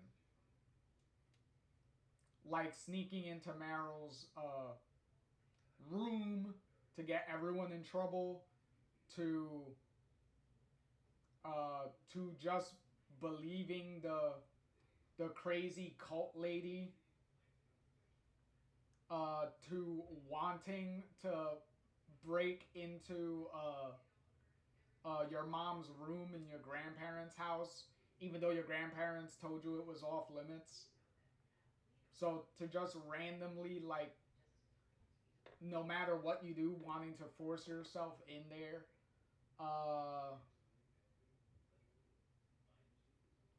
And the entire inciting incident of the game of going into the front of your house for no reason and going over by the racist neighbor guy for no reason. So yeah, but this is the most normal Daniel is throughout this whole thing. Oh, and stealing a puppy no matter what you do. So even if you're teaching him not to steal, he'll steal a puppy regardless. So it's like, at the very least, Daniel doesn't do anything like that in this final episode. But in any case, it is too little, too late.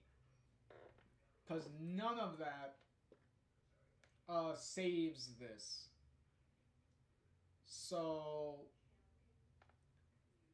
we'll give it a B. Mainly because of three things. Number one, Daniel is not an insufferable asshole throughout the whole episode. Not like episode 3. Because holy shit, that's the most obnoxious Daniel is throughout the whole episode.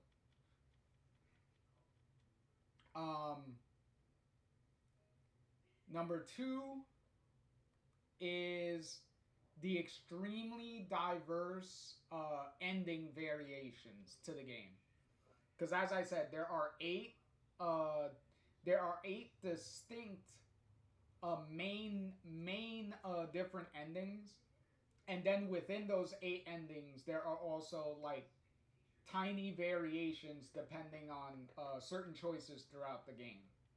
So, so to this day, this is still the most varied endings to a Life is Strange game there has been. So I still give it all the credit in the world for that, because they really took the criticism of, because Don't Not took the criticism of the original game of oh, you guys only had 2 endings, and it doesn't feel like most of my excuse me, and it doesn't feel like a lot of my choices really mattered.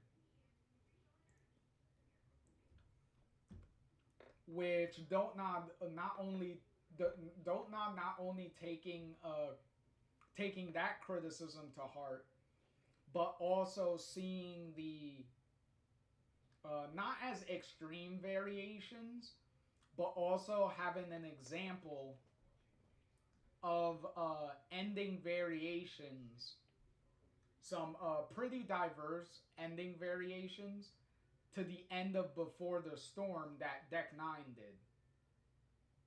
Because yeah, Deck 9 does have the similar thing of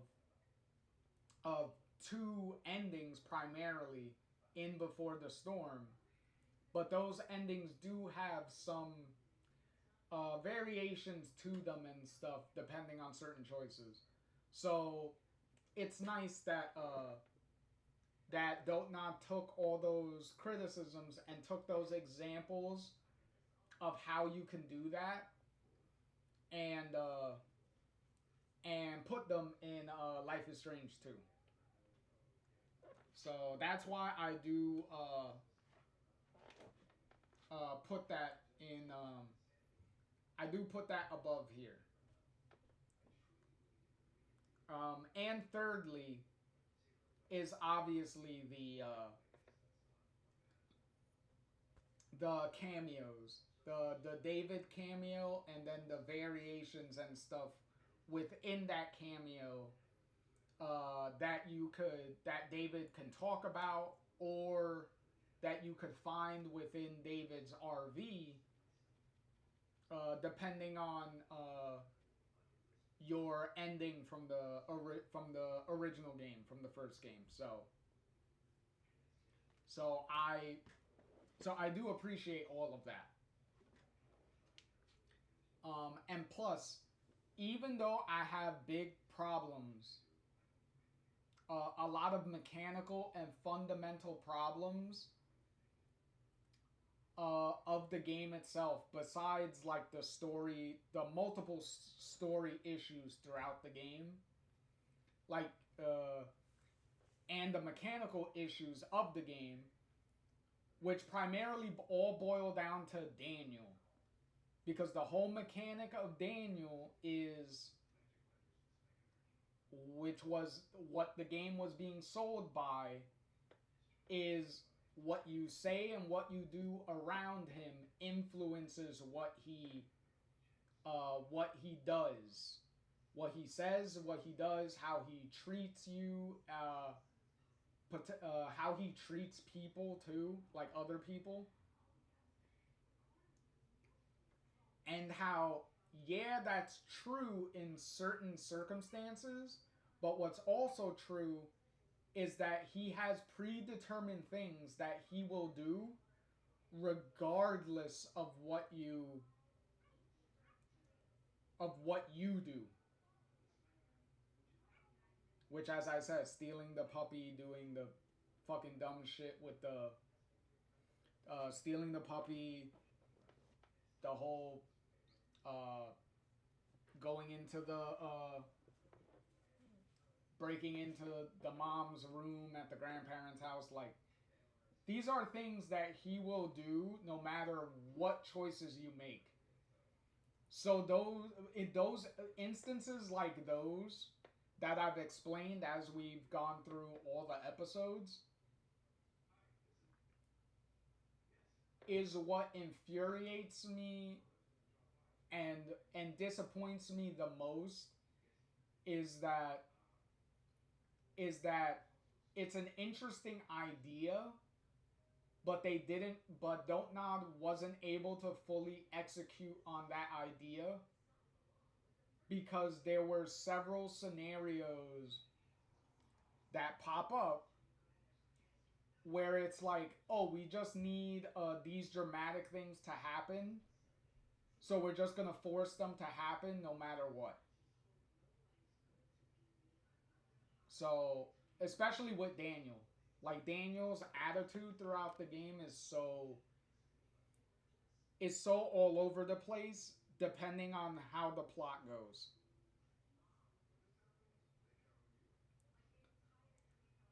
So depending on what the plot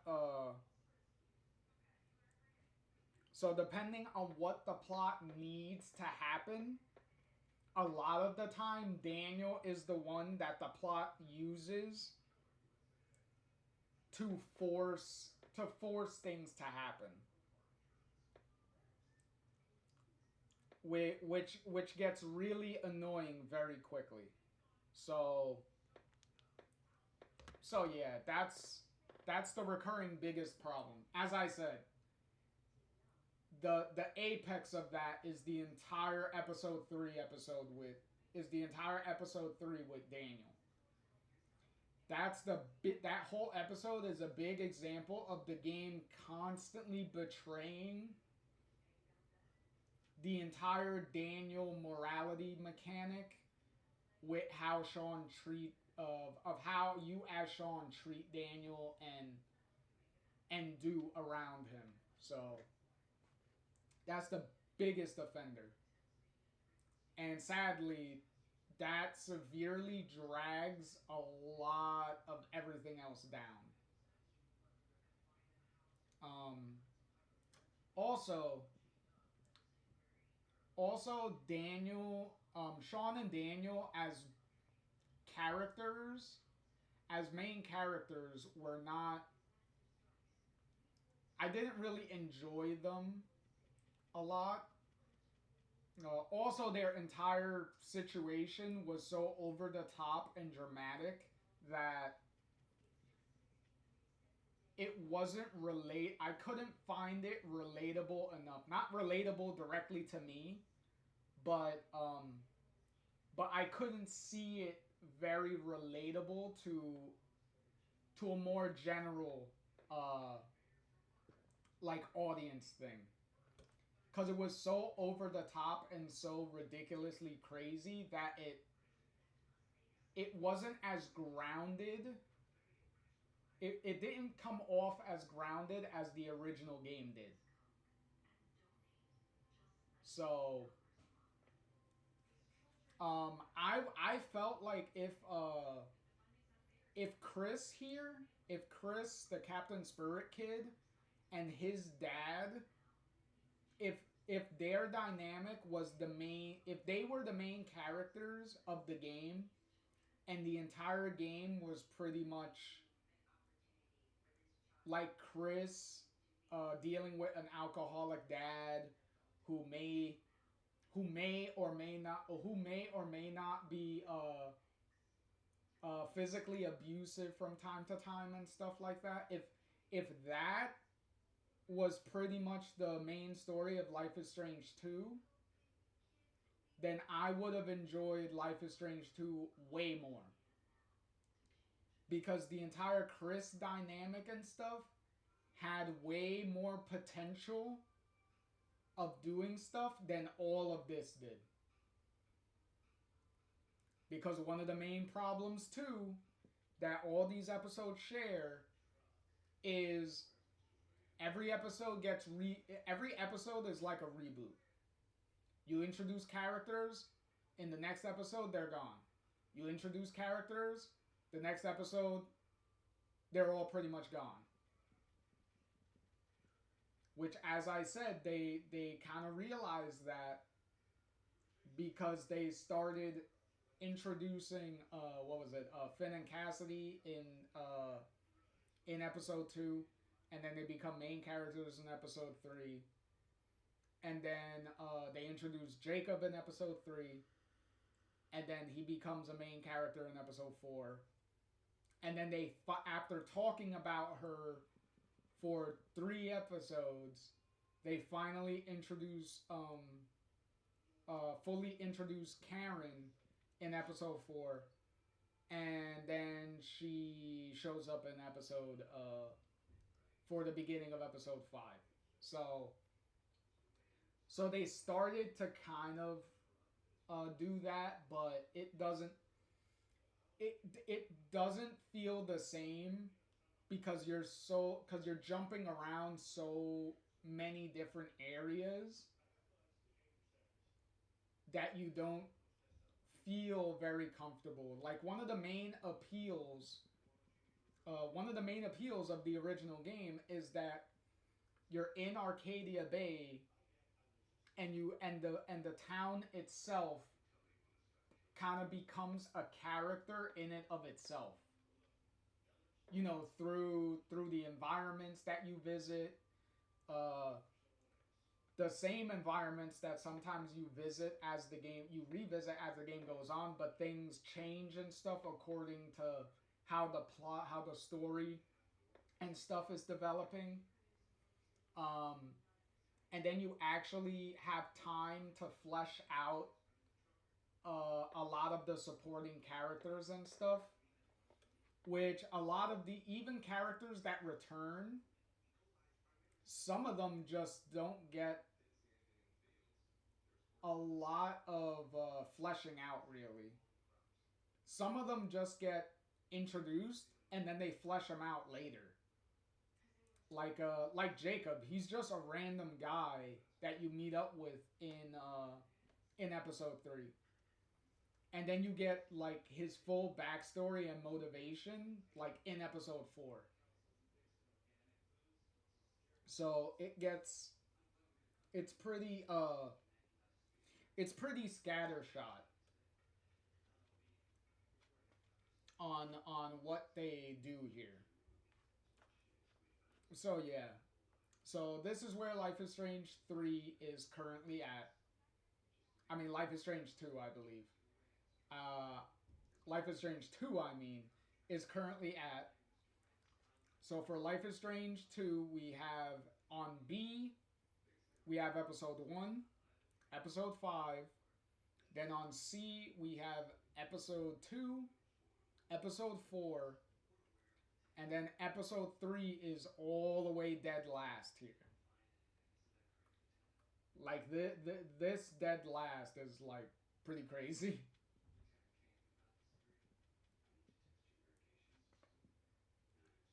But then again, this is the most angry and disappointed that I have been at a single Life is Strange episode in this entire franchise. So that for me, that definitely has to be dead last. All right. So with that, we will be moving on to Life is Strange True Colors will be the next game. So where is... Oh, here it is. So we'll go here. On a distant... God dang commercials. Hold on.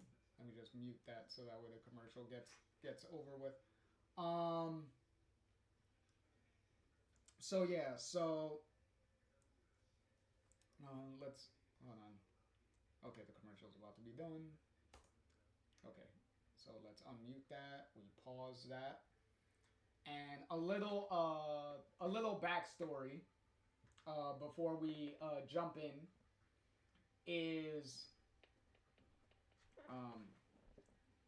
let me take a drink real quick.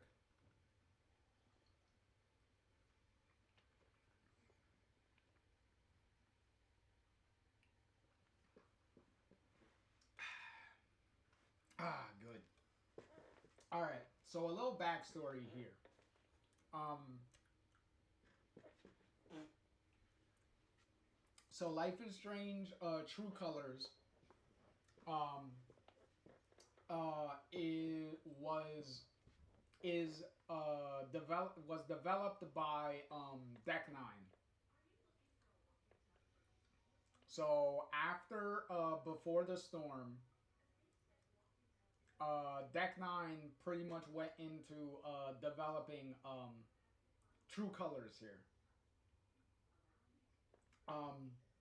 But before all this happened, Square Enix had they had a falling out with Don't Nod, the original creators of the entire franchise, the developers of the original game and Life is Strange 2, because certain episodes of Life is Strange 2 got delayed, so there were some issues through developing of Life is Strange 2. So there were some issues between episode releases, where things got delayed by some pretty significant margins. So nothing as extreme as like 6 months between episodes or something, but there were some very noticeable gaps between episodes where there wasn't supposed to be. So there were some problems there, and also from the very divisive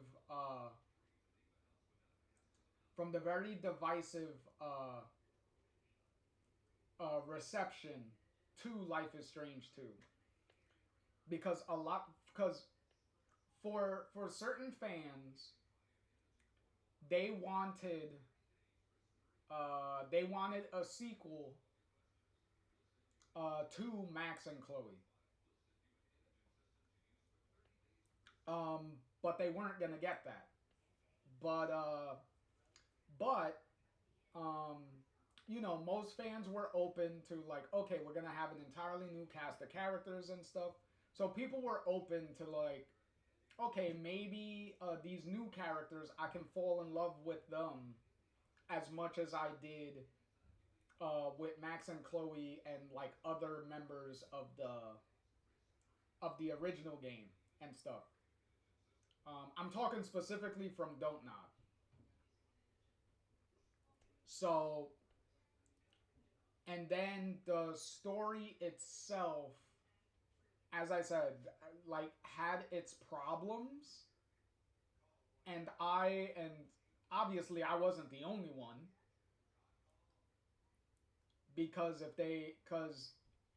if there wasn't issues and people and actual management didn't think that there were problems and that they may need to rethink the directions they were going, then I believe Don't Nod and Square Enix wouldn't have had their parting of ways, because that's pretty much what this led to. Was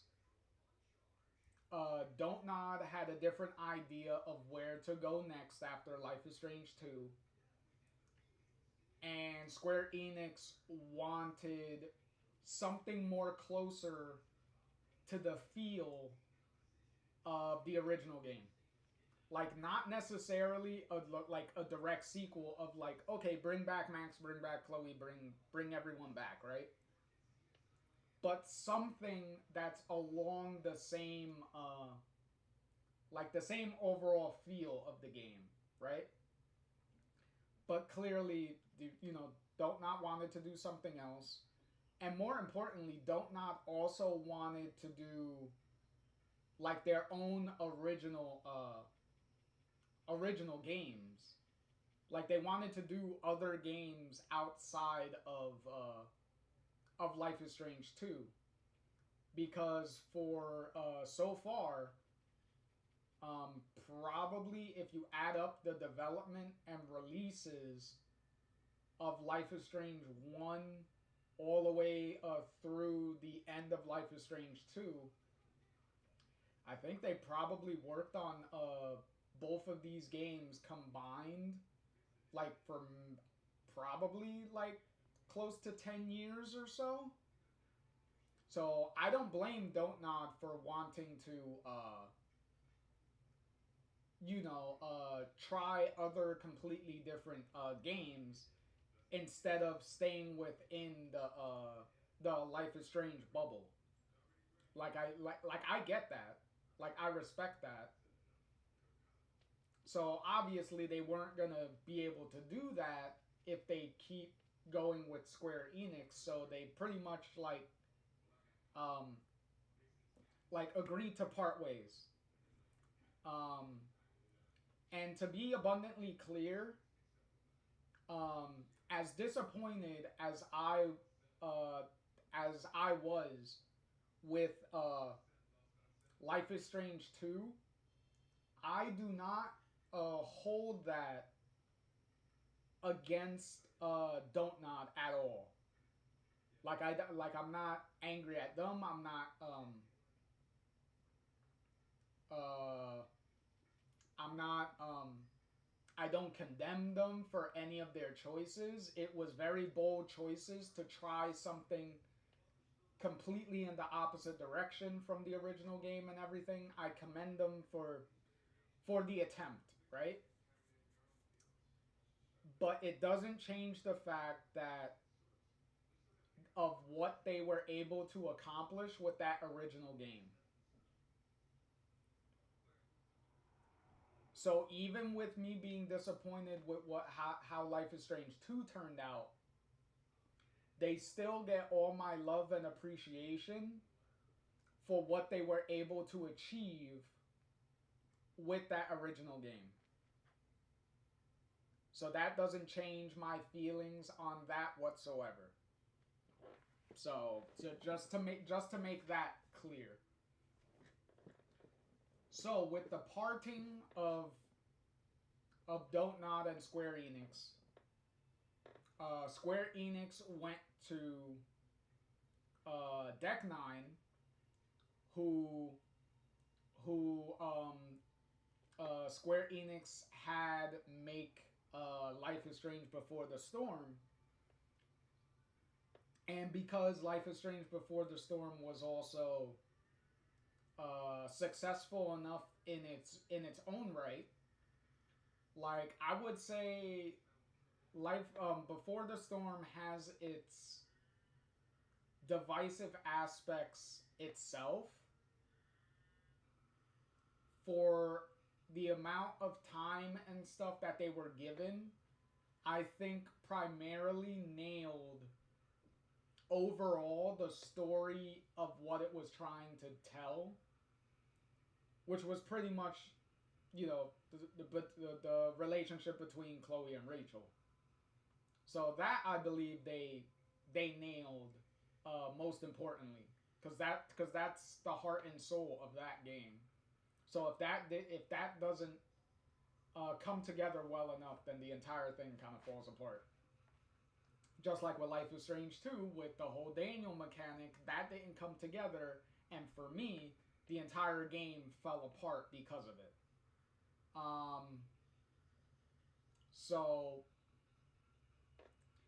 So this time, Square Enix had Deck Nine, instead of making a small Life is Strange game, they had them make a full five chapter Life is Strange game.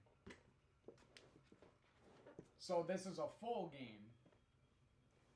And also, by full game, this is also the first Life is Strange game that was released all together.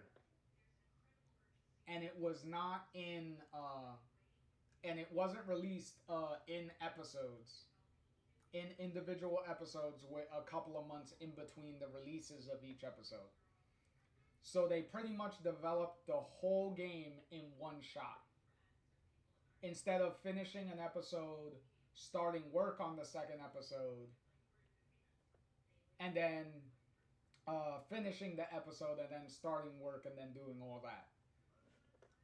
Which has its own benefits, as I said, because you can gauge feedback from what people are responding to in the previous episode, and if you have enough time and stuff, you can pretty much already plan out and make certain tweaks according to the responses from episode to episode. Like, obviously you can't make extremely drastic changes, but you could start like planning on certain changes for later episodes and stuff and like execute them and things like that. But on the flip side, that also led to the problems with how Life is Strange 2 happened, which is probably why Square Enix went with the idea of just being like, just make the full game and we release the full game, which is which you know. So with this game, so with True Colors, it's the first completely complete release, day one release, all episodes, the entire game, the entire main game, straight up in one shot. Outside of the DLC that came later. But the DLC is like a side thing, so it doesn't directly relate to the main story of the main game. So, excuse me. So it didn't really matter that came later. So yeah. So that's how it is. With Don't Not leaving, Deck 9 was pretty much put in charge primarily for Life is Strange at this point. So Deck 9 is primarily the solo developer now, instead of working alongside Deck 9. I mean, instead of Deck 9 working alongside Don't Nod and alternating games, which I wish probably would have been the better scenario if everything worked out perfectly. Like, I would have enjoyed having both developers working on the games and pretty much having a Don't Nod game come out and then having a Deck 9 game come out, and then just swapping back and forth and letting them giving them some good development time, so that way while they're working on one thing, the other thing is coming out, so that way they can swap around. That would have been it would have been nice if that actually happened continued to happen, instead of it just being Before the Storm and then Life is Strange 2 afterwards. So but that's not how things turned out. So in any event, here is the full trailer to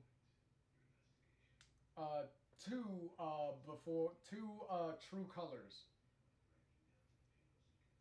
So what you're about to see in the trailer here, for one, is gonna immediately spoil the ending of the first chapter of the game, because the inciting incident of the game doesn't start until the end of the episode. So, I mean, the end of the chapter, because these are labeled as chapters now instead of specifically episodes. with True Colors. So, and they're gonna be showing you stuff that's gonna happen in the later chapters. So it's gonna show you a bunch of images from all over the game. so yeah. So let's see. Here we go.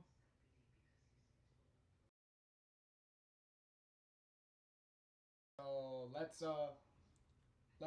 watch this and refresh myself and maybe all of you as to what happens in True Colors.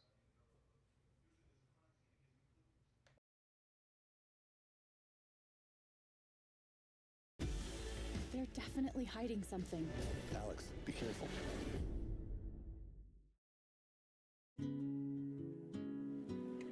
When I moved to Haven Springs, I hadn't seen my brother Gabe in years. Alex! It's just so good to see you again. Welcome to Haven. This place is pretty sweet. I'm glad you two met. Is this dude my best friend? And this dude hands me the best beers? Alex, right? I'm Steph. I didn't realize That we all knew you were coming. for the first time in years. Well, what do you think? I love it. I really let myself believe. Welcome home. I don't know what to believe now, except Gabe is dead. This one's for you, Gabe. Hearing everyone talk about my brother, about the life he had here with all of you, I lost the chance to have that. What happened to Gabe was a senseless, tragic accident. It wasn't an accident. Son, now is not the time. Alex? Are you okay? No, they're definitely hiding something. What happened here? Haven's a community. We help each other. Alex, be careful. There's something you should know about me. I know what other people are feeling. I can see these auras around them. If they're angry or sad or afraid, I feel it too. When I focus, I can even understand why they're feeling it. And if somebody's feeling something big, it infects me and I lose control. I've never told anyone. But now I can find out what's really going on. You'll need help. I've got your back.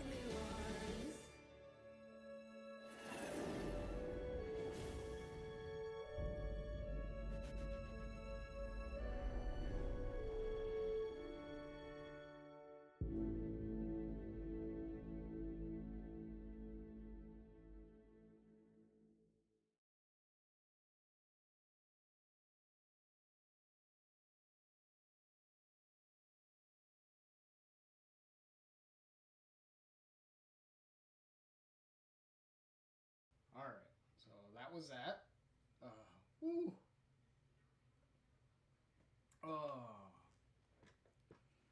So, the first thing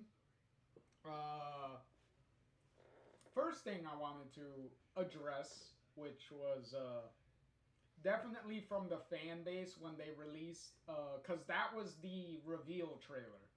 That was the trailer that they put out when they announced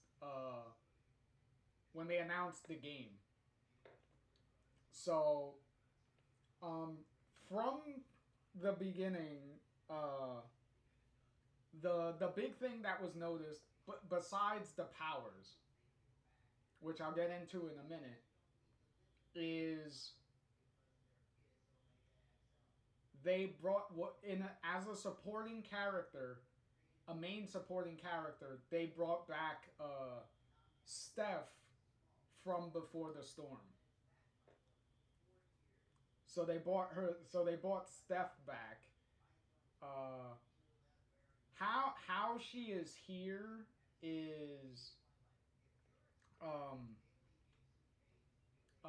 is explained within the she explains it within the game, so they do explain how she's here. Um um which we know that obviously she would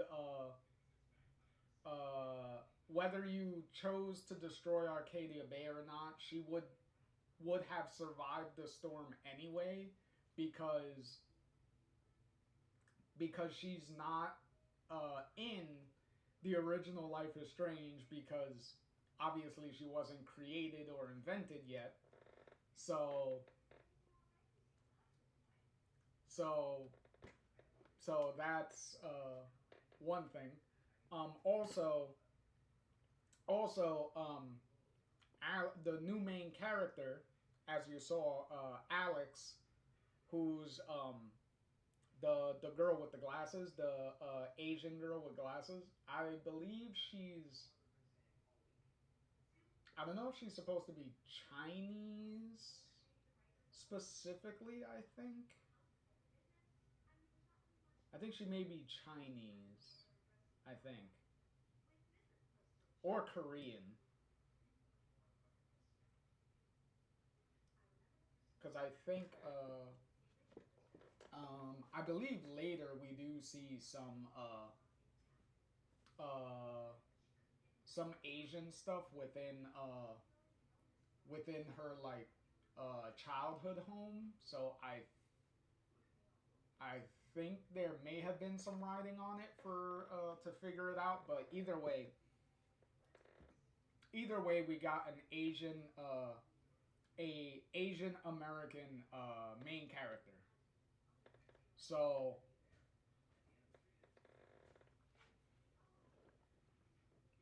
to follow up on the more diverse main characters, because you had Max, who was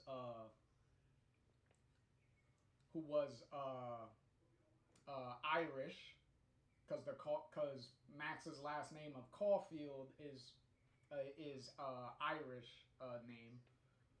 Plus Chloe kind of like offhandedly like makes a Irish comment about Max anyway. So there's that, and obviously Sean and Daniel being Mexican. So now we have and Chloe herself from Before the Storm was I believe Chloe is just white. But I don't know specifically what nationality of white, but either way. So now with Alex being Asian American, it's like, okay. Also having glasses, so I could definitely relate to that part. And she is also the oldest original main character that you play as in Life is Strange, because Max was 18 in the original game. Chloe was, I believe, 16 in Before the Storm. And then you only play as Sean in Life is Strange 2, so Sean, I believe, was also 16, I believe. So Alex here is I believe she is specifically, I don't know specifically how old. I don't know. I don't even know if it's blatantly stated how old she is, but she's able to like freely walk around in a bar and order liquor and stuff. So obviously she's over the age of 21. So that's abundantly clear. So yeah. So as far as characters that immediately get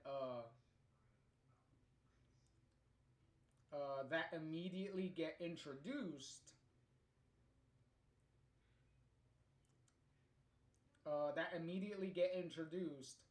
uh, um, Alex is the oldest. So primarily,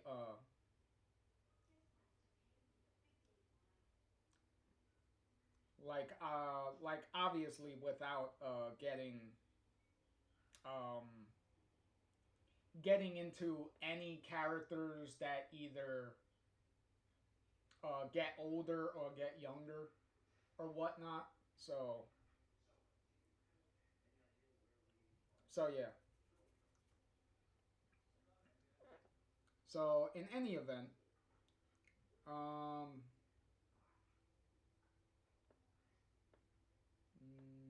I may not need this, but I will. Uh, I will have that here just in case. Just in case if I need to remember character names. Which I think I'm pretty good for character names in this game. But in any case, also, as you saw in the trailer, unlike Life is Strange 2 and Life is Strange Before the Storm, the main character you're playing as, Alex, is the one that actually has the powers. Because in Before the Storm, there weren't any powers, because you're playing as Chloe. And then in the second game, you were playing as Sean, and Daniel was the one that had the powers. So for the first time in a while, you're actively using powers yourself. Like, you're the actual person with the powers.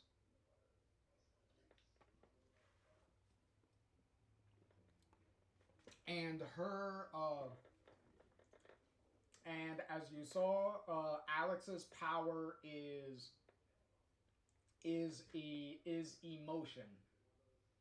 Like, she could read people's like emotions, which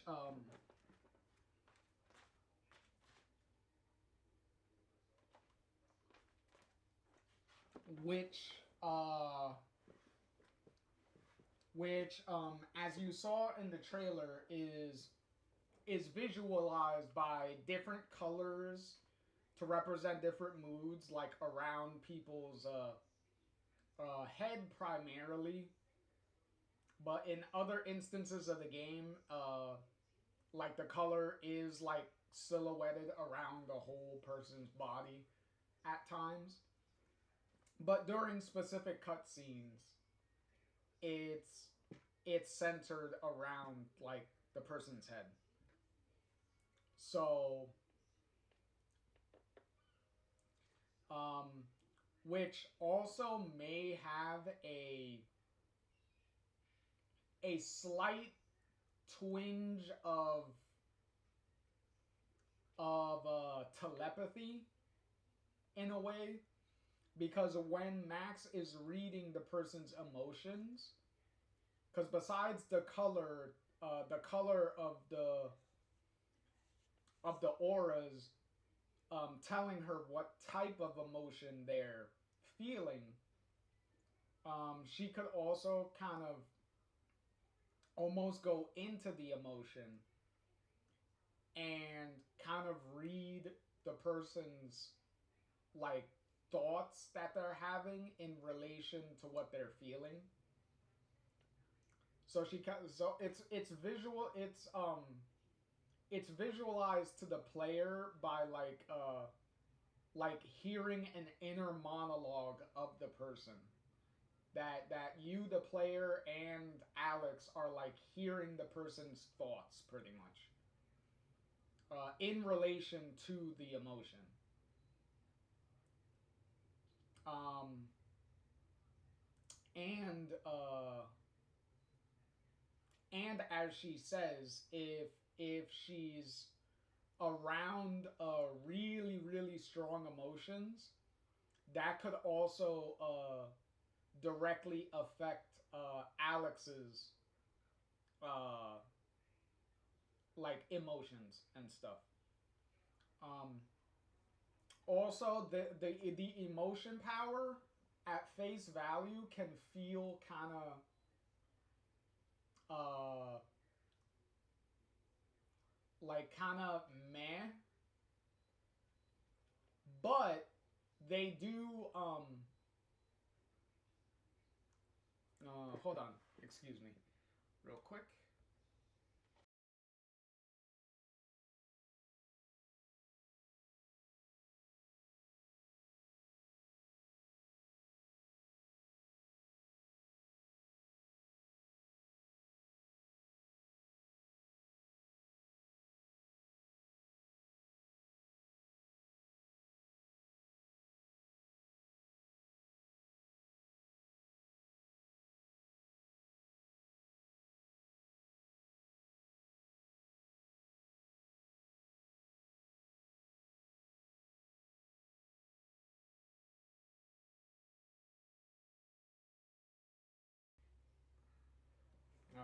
All right. Okay. As I was saying, um, there are some pretty key moments throughout the game, throughout True Colors, that really get trippy and experimental.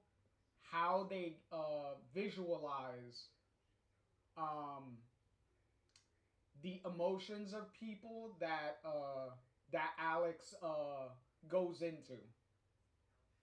You saw a little bit of that in some of the in the trailer. Like there was a like the ground and stuff that was like falling apart and stuff. That's some of the visual aspects, like things like falling and stuff around her and stuff like that. It's some of the examples of some of the visual aspects that they use for to stylize the powers a little bit more. Because on face value, the power itself can come off as really boring. So to help with that, they get really creative on how they visualize like the emotion and stuff and going into the emotion. Really, really creative work by Deck Nine on uh, how to keep the power from coming off as too bland. Especially as I said, you're coming off of because even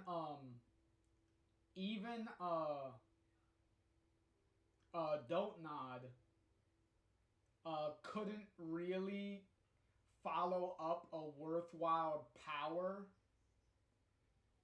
after the first game because you kind of started off the series with one of the most overpowered powers you could give anyone, and that's pretty much time travel. So going from time travel to like telekinesis in the second game was already a step down. So obviously even the emotional power here is not really going to rise above Max's time travel powers. But at the very least, from what they do within the game, it's way more interesting and stuff than the telekinesis powers into. Because there wasn't really a lot of creativity and stuff going on with it. It was very basic, lifting things and like tossing things around. Like it wasn't there wasn't much going on there. But here they're definitely going to be using a lot of really good stuff. All right, so from here we start the beginning of the game with chapter 1, which was called Side A. Because this game, the big artistic the artistic thing for this game is music, because Alex really likes like listening to music. She likes like playing guitar and like stuff like that. So she really appreciates music and stuff. So music is like a big theme. So hence why the first episode is called Side A, like the opposite sides of a cassette, or the opposite sides of a record too, I believe, because when you flip records over, so that's pretty much where that comes from. So in the opening of the game, we open with Alex being interviewed by her doctor. We don't see her doctor. We just hear her. Like we're just looking at Alex the whole time, sitting in a chair talking to the doctor, who's behind the camera, pretty much. And we come to find out that Alex has been an orphan for many years, and she's been through the years having trouble getting adopted, which considering the powers she has is probably the reason. And obviously she doesn't tell people about her powers, because at this point she already has had her powers for a while and has kind of gotten used to them. So also this is also the very first Life is Strange game where the protagonist doesn't get their powers during the course of the game. They already have it before the game even starts. So that could be a good or a bad thing, depending on how you feel about it. Like I was pretty okay with it if I was willing to see how that comes into play throughout the game. But from that aspect, I was pretty pleased with how they just avoid they skip past her getting her powers or anything. So pretty much she's aging out of the like group home system, because she wasn't able to get adopted for so long, that she was just also bouncing around different group homes and things. So now that she's aging out of that, now they're transitioning her out to being released, and now you can go about your own way and do whatever you want. And for Alex, she is being taken to. She is going. Her plan is to go to her brother, who finally was able to find out where she is and get back in contact with her and pretty much offer her to live with him. So that's where she's going. That she's finally gonna go reunite with her brother, live with him, and hopefully finally having a home, like an actual home. So we finished that scene, pretty much. Also confirming that the doctor, she doesn't know exactly what Alex's problem is because her powers and stuff are taken by doctors and everybody else to be like mood swings and things like that. Like Alex has like bipolar issues or something like that. Like that's how they kind of read it. And obviously Alex is just gonna let them do that because she's not gonna tell them what the real issue is. But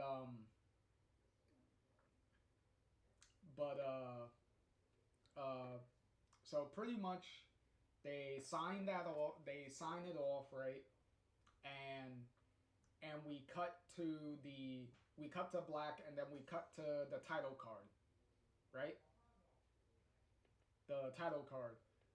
And then once we fade out of the title card and the title of the chapter, side A, we transition to Alex coming off of the bus that she took to where Gabe lives, in a town called Haven Springs. So, which is in Colorado. So we went from Oregon with Life is Strange 1 and 2. Well, I mean 1 and 2. Technically Oregon was one of the locations from Life is Strange 2, but from Life is Strange 1 and Before the Storm, because it's Arcadia Bay, so both of them are in Oregon. And then Life is Strange 2, which was pretty much Seattle, Oregon, Nevada, Arizona. It was a road trip, so we were like all over the place.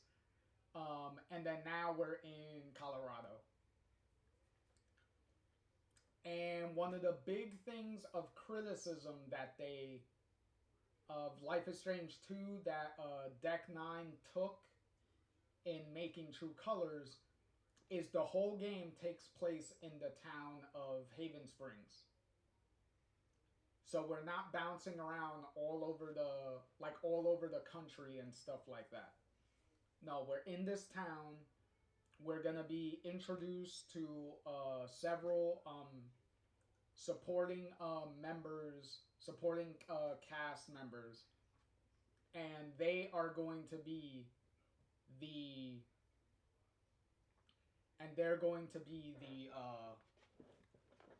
have development and stuff during the course of the game. So we're pretty much back to one location, just like in the original game, and we're gonna be getting to know a nice cast of characters that we get to know during the course of the whole game. So that's a big thing to know. So we get off the bus, we take a nice little walk down to a bridge area, which is the beginning of Haven Springs and whatnot. It has a lot of flowers and stuff all over the bridge. As far as locations go in any of the Life is Strange games, Haven is so far it is the most gorgeous looking area. Like there is so much like color and like diversity all over the place that the look of everything is very gorgeous. Like how the buildings are, the streets are, the like the environments. It's a very good looking game. So Deck Nine definitely overall the game is really good. Because the biggest innovation with True Colors was the implementation of full full body motion capture. So and it definitely shows if you played the game or play the game, you will definitely see the amount of the big upgrade in animations and visual style and everything of the whole game. It's very it's very gorgeous looking, especially the environments. But in any case, so we go to the bridge. We have a nice moment where Alex kind of takes a minute to stand by the side of the bridge and look out at the scenery. Because Haven is like a mountain town, and technically it's a mountain and it's a mountain mining town. Because the town, like they mine around the mountains in the area. So pretty much when you look at the environment, like almost pretty much all around you is like the mountains, like you're surrounded by mountains. So which depending on what happens could be a really dangerous area, is being surrounded by mountains and then potential, like, obviously like rock slides, mountains, like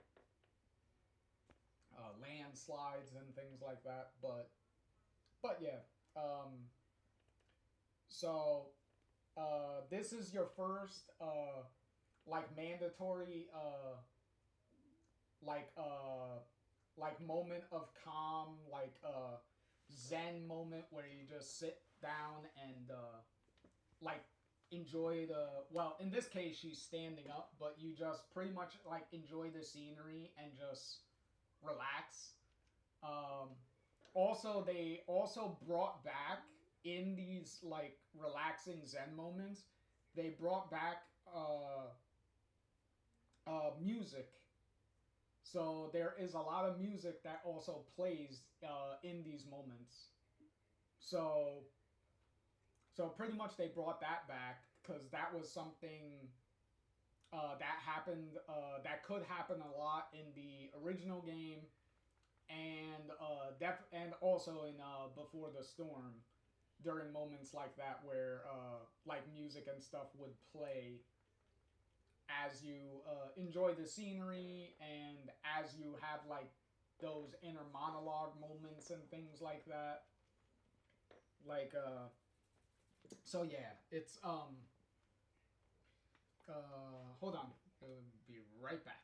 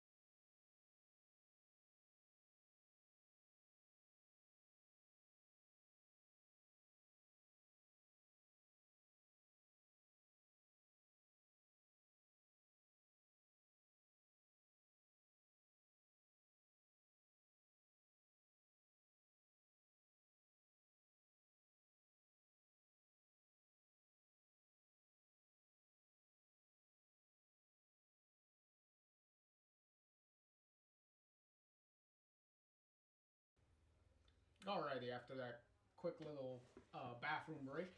Um, where was I? Oh yeah. Um, so after that little moment of calm, Gabe, your brother Gabe, uh, calls to you and sees you and comes up to you and pretty much gives you a big gives you a big hug because he hasn't obviously seen you in so long and like stuff like that. Um, so he's very happy you're reunited. Um, it's at this point you actually see the first example of her emotions, her emotion power, because you see like the blue sadness that Gabe is feeling, and you do this within the cutscene, but eventually later you'll actively do it on your own. But in this example, you see in this cutscene, he's sad, and you read into it, and he's pretty much sad that you're all grown up and that he missed seeing you grow up and stuff like that. Uh, so so you pretty much like talk to him like hey like I've gotten bigger and stuff, haven't I, and like stuff like that. So which kind of like makes him a little bit more happy instead of sad. Um, also, also you can also reciprocate his hug also, which is pretty nice. You could choose with Gabe throughout this episode. You could choose to be a little distant to your brother, or you could be a lot more like warm and welcoming to him. Considering what the trailer spoiled, I think it's kind of nice to keep it very warm and welcoming.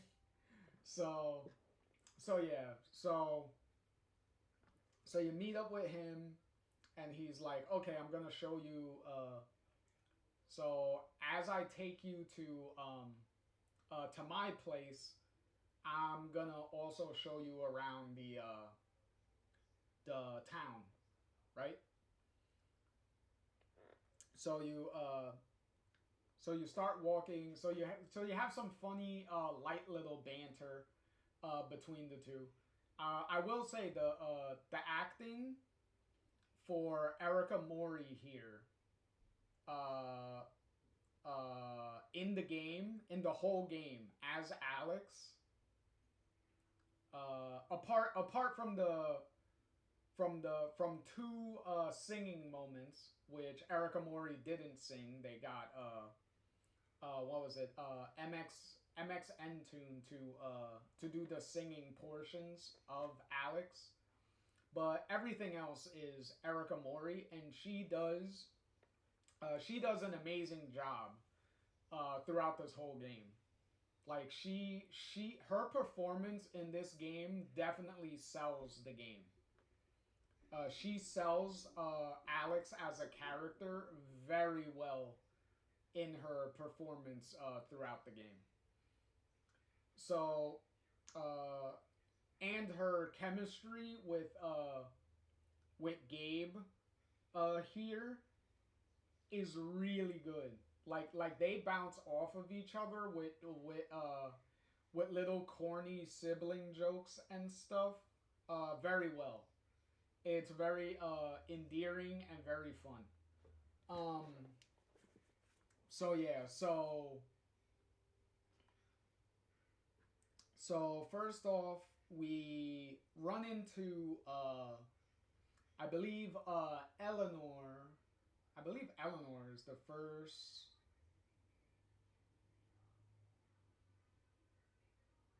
Yeah, Eleanor's the first supporting main supporting cast member that we see.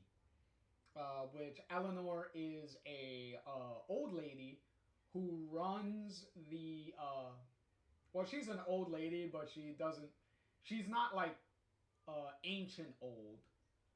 Like, it's not like she's walking around hunchback with a cane and can't really move around or anything. She's a pretty spry old lady.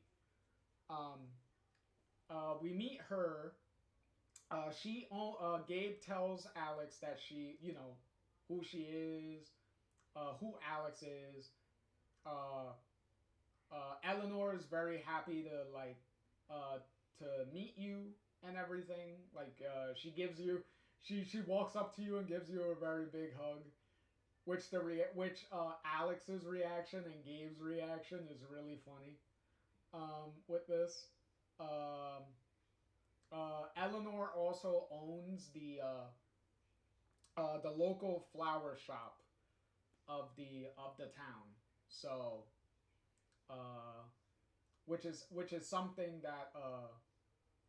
that you're going to be noting in a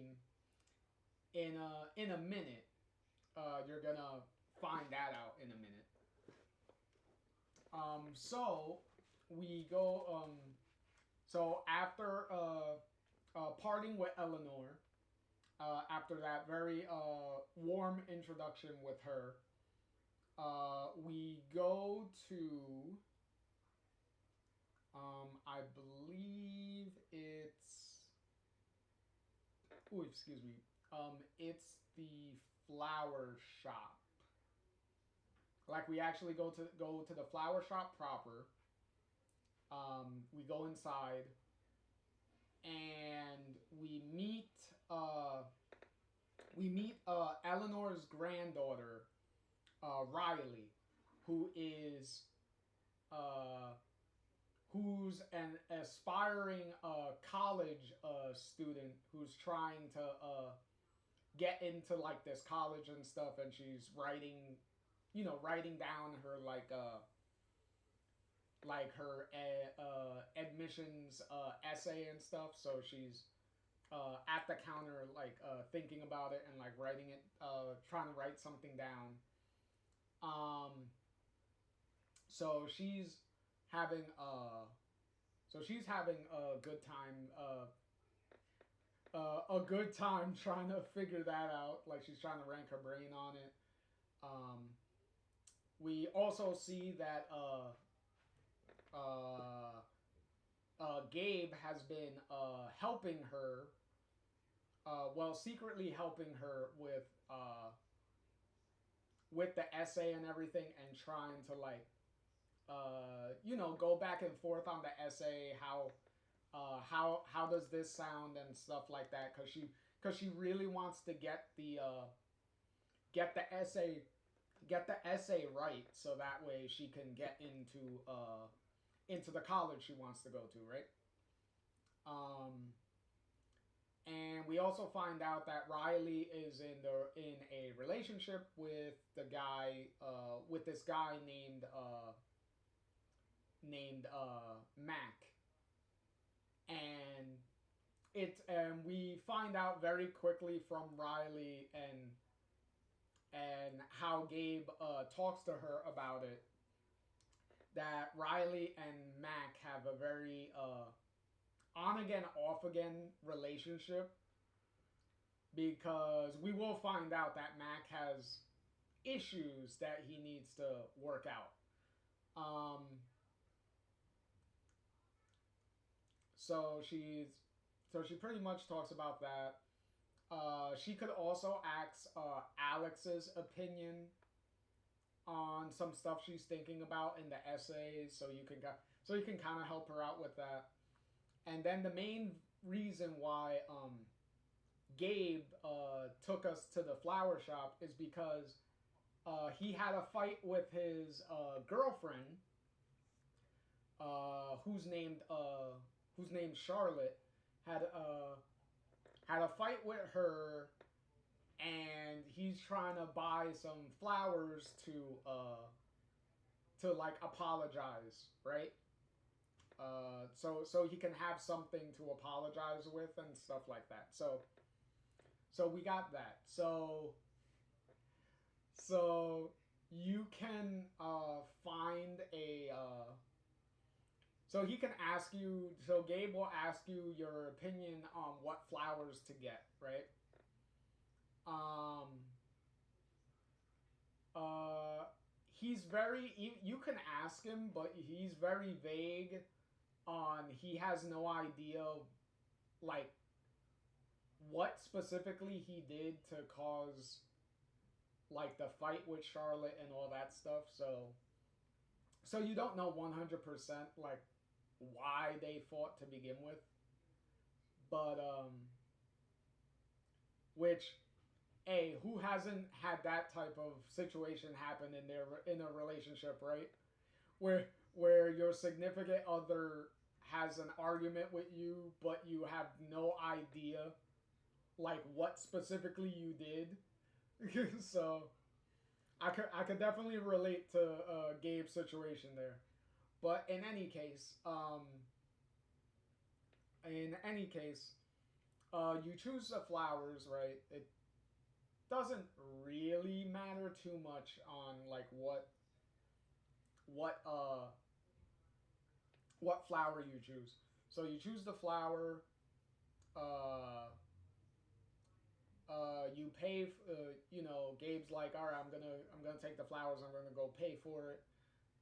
At this point, you could kind of like walk around the small little flower shop and like look at different things and stuff like that.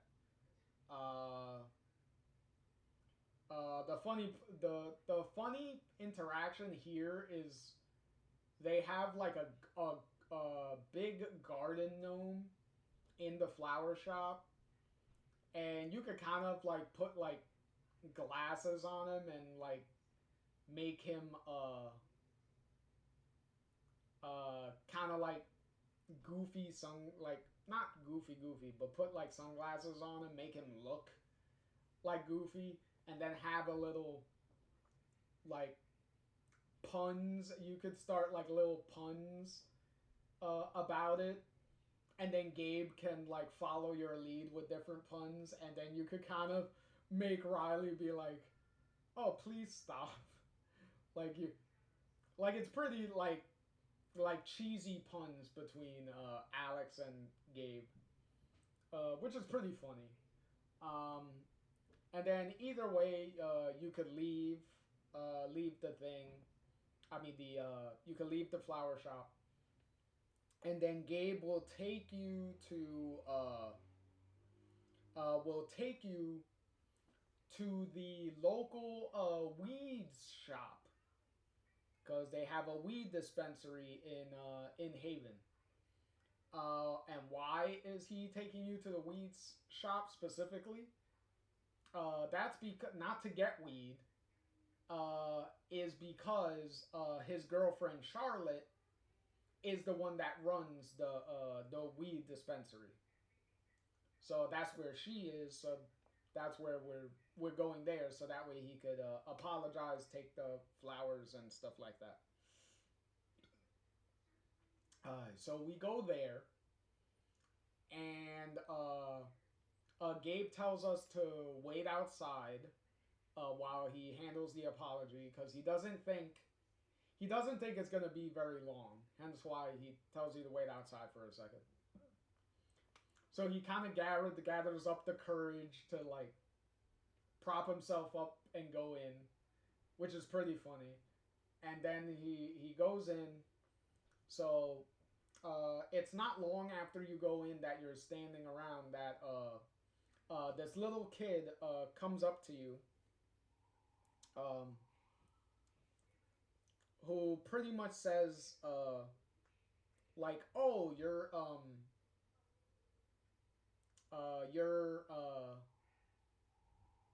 that you're Alex, right? Like, because now it becomes obvious that Gabe has been really anticipating you coming to live with him, that he's kind of been talking about you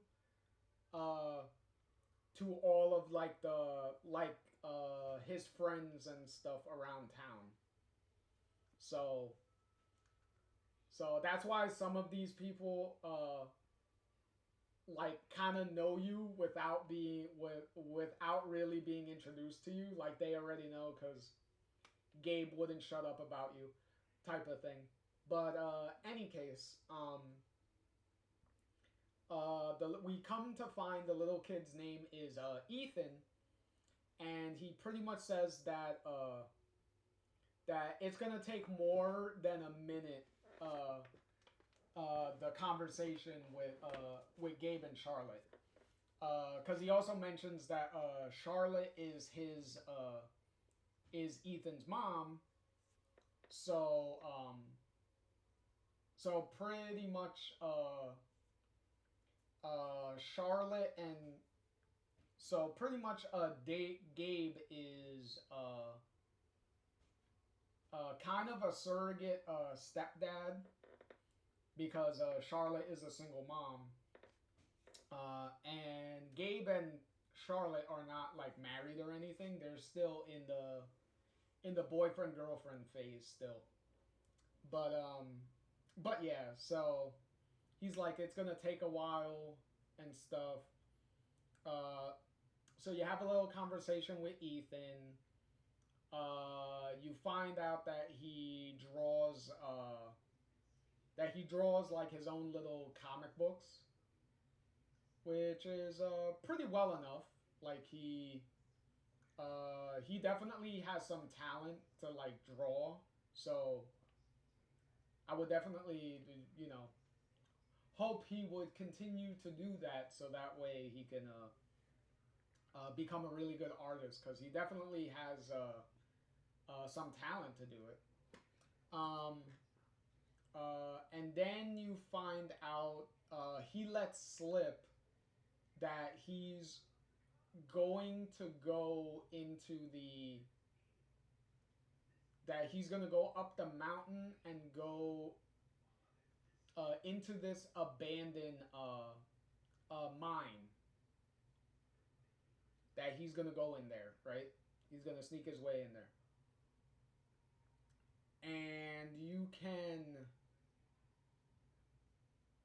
And he tells you to kind of like keep his secret or whatnot, right? Because he kind of mentioned it by accident. He didn't mean to tell you. Because as soon as he says something, he immediately realized, like, oh, I fucked up. I wasn't supposed to tell her that. So you could choose to keep his secret or kind of discourage him from, you know, doing that. But either way, Gabe finally. Oh no, Gabe doesn't finally. Does he finally come out?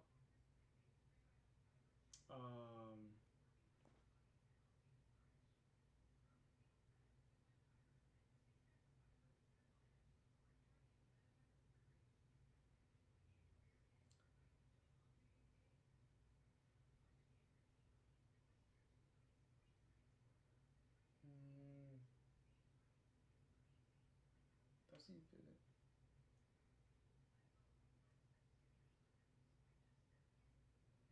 Oh no,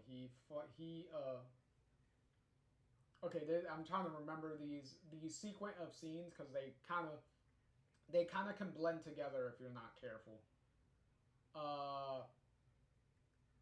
Okay, so after the thing with Ethan, Alex will excuse herself because Gabe is taking a while, and she sees this record store, and she's like, all right, I'm gonna go check out the record store to kill some time, right?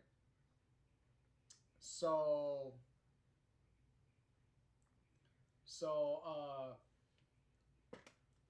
Alex goes into the record store.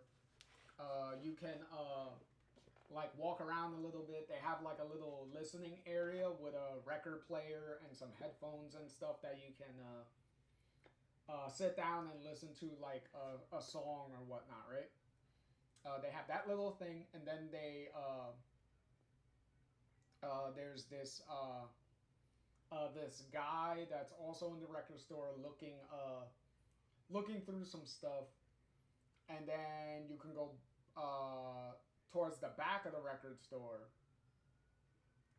where you'll find a cat chilling on top of some records, and then you'll find that this record store also has a little makeshift radio broadcast station in the back on the side over, and this is where you'll see and hear that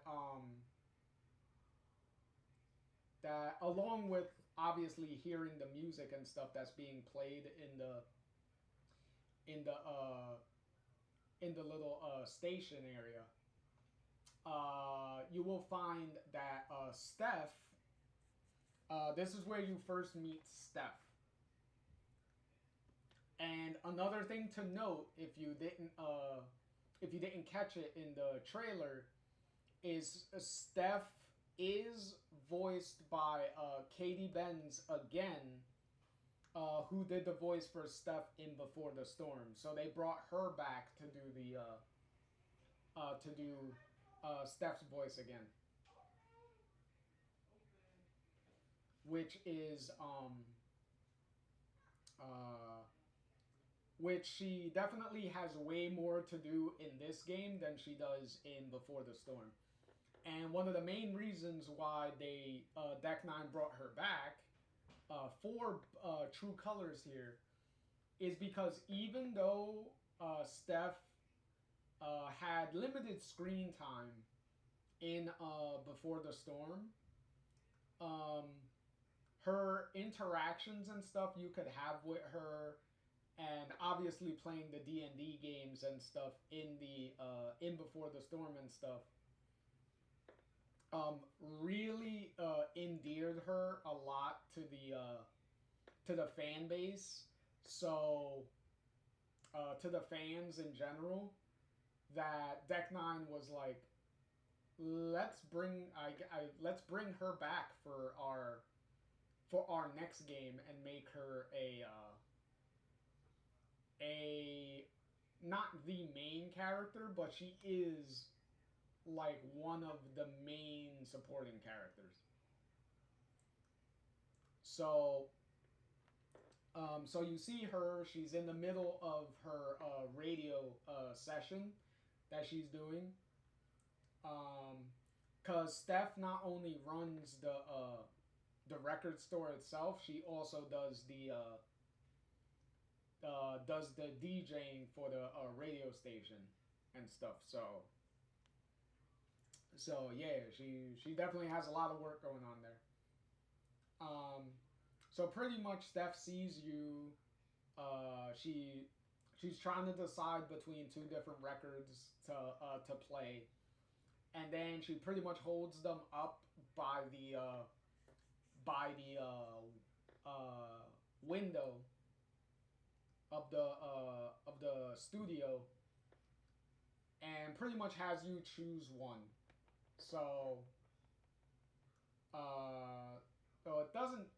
I don't recall if it really matters which one you choose, but the point is she has you choose one, and then whichever one you choose is the one that she plays. So then she just does that, and then it's at that point where the guy that has been looking around some stuff finally comes to like talk to you, right? And he's like pretty much, are you looking for anything and whatnot?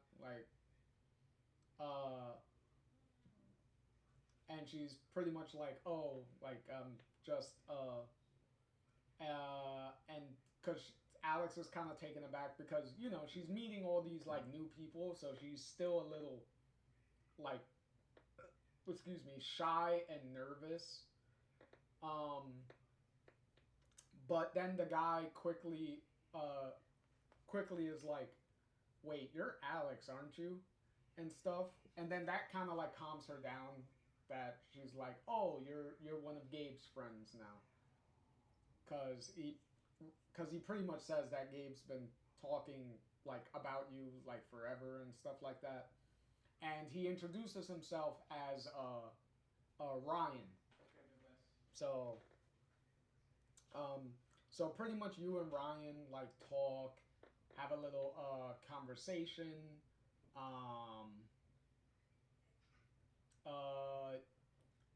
Alex pretty much is like, okay, I've been trying to I'm pretty much looking for a like surprise present for Gabe. And Ryan's like, oh, he's like, now that you mention it, Gabe did have a record that he put on hold here. So he tries to look for the list to kind of the hold list to see what record specifically that Gabe wanted, but they can't find the list. So now you have to help Ryan look around and find the list. And you come to find out that the cat that I mentioned earlier is laying on it. So now you have to find something to distract the cat to get her off the list. So, and all the while you're doing this, you could have like conversation with Ryan, and kind of like shoot the shit between the two of you. So either way, you find a little cat toy to get the cat away from the list. You get the list. You find out the record that he wants, that Gabe put on hold. You get it, and then Ryan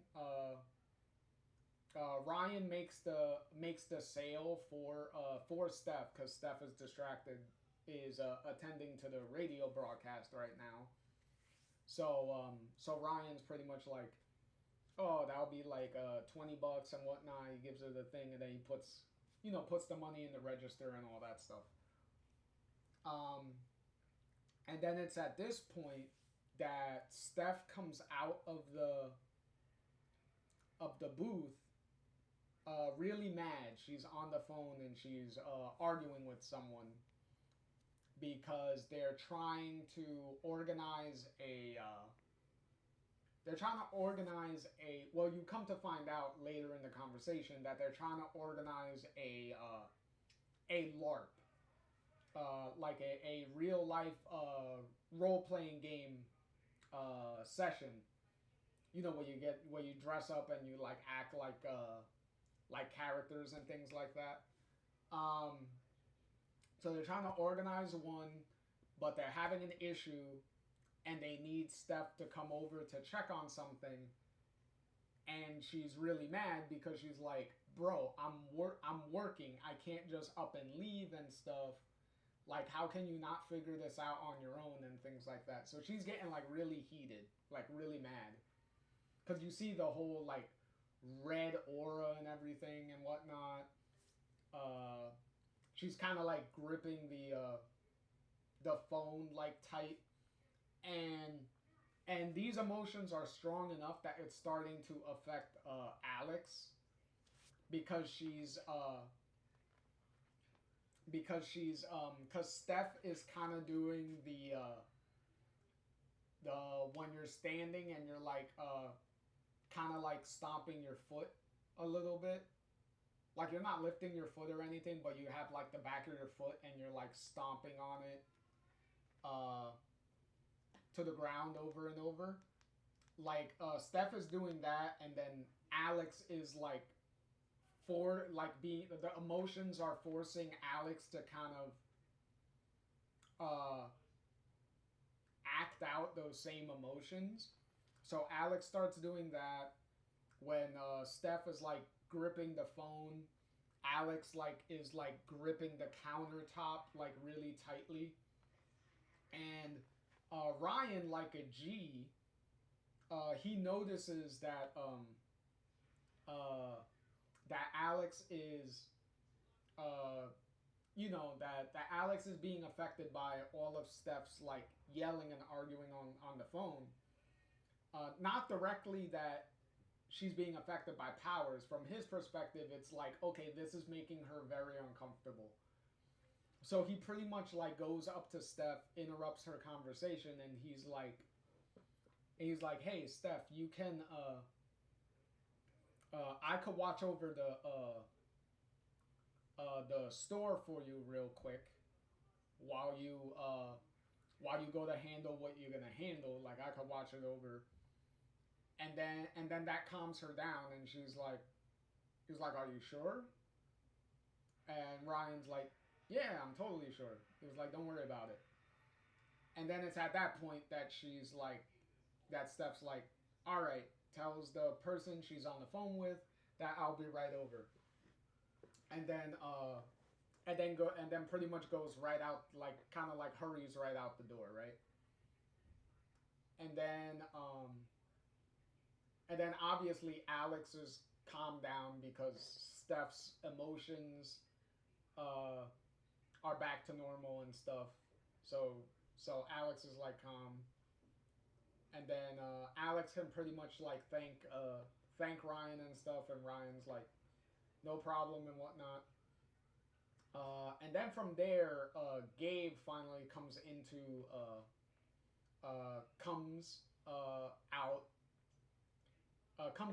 the record store, and he immediately says like, oh, how did I know I would find you here? So clearly he left the dispensary, and then Alex wasn't there, so he went looking for her, and lucky for him, she was in the record store, because he's like, okay, we both share a love for like records and music and stuff, so most likely she'll be here, which is pretty good, pretty cool. So pretty much they're like, oh, you two, you and Ryan have already met and stuff. And Gabe is pretty much like, oh, this, Ryan's like my best friend and stuff. And, Gabe works at a bar called the Black Lantern. So Ryan is kind of like, oh, this guy hands me the best beers, like as a funny little joke between them. At the same time, during this conversation,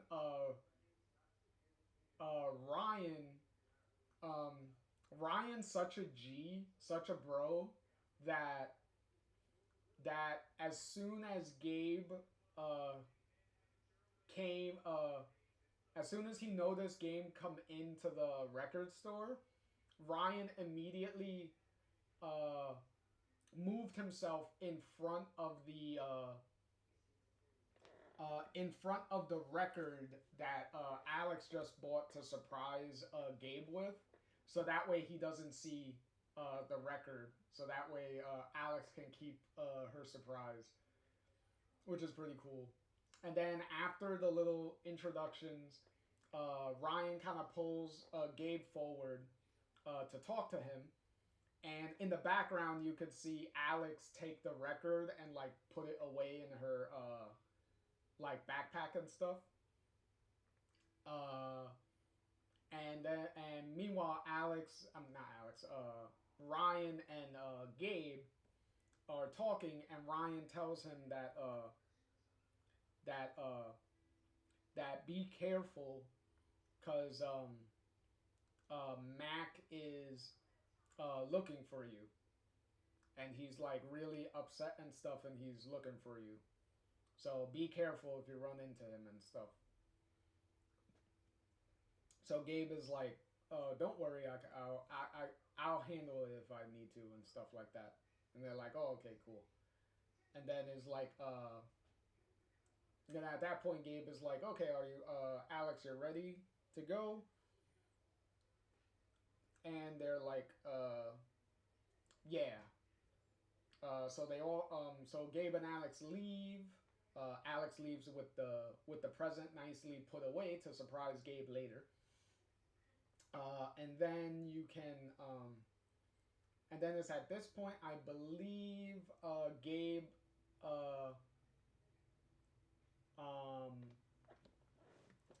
Gabe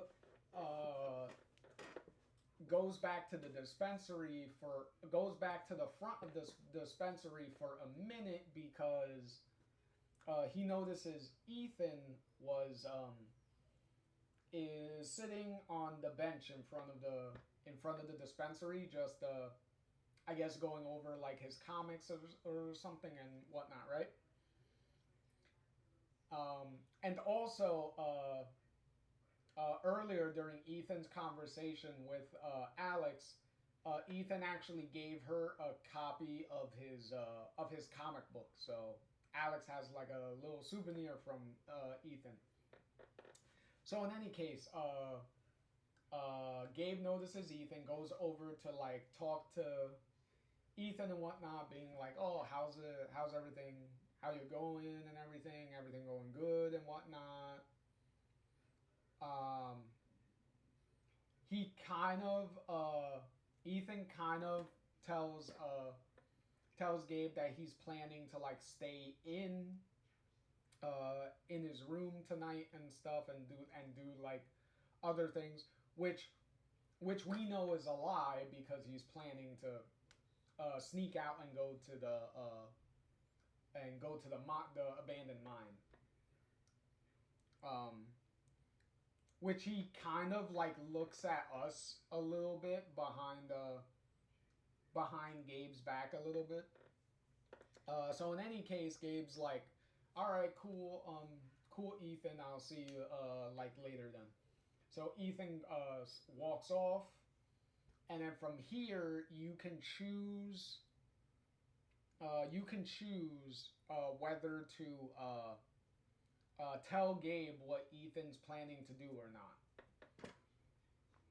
And obviously, if you don't tell him, then Gabe knows nothing. And then if you do tell him, then Gabe texts Charlotte, so that way Charlotte knows. And then Gabe pretty much thanks you for being honest with him and stuff like that. So either way, after this conversation, you continue making your way to the bar, the Black Lantern, because Gabe lives above the bar in a little studio apartment above the bar, so he lives there. So we finally making our way there. On our way there, in front of the park area that's across the street from the bar, we run into another friend of Gabe's and another owner, and the owner of the Black Lantern bar itself.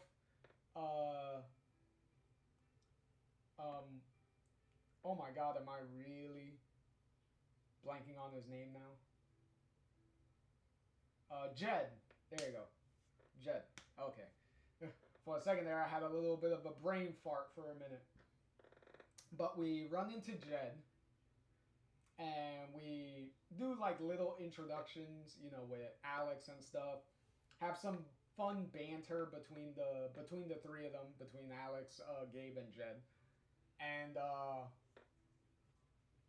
And before leaving, they also mentioned that there's like a festival coming up and things like that they're getting ready for, which you can notice that people are working like on the street setting up decorations and stuff.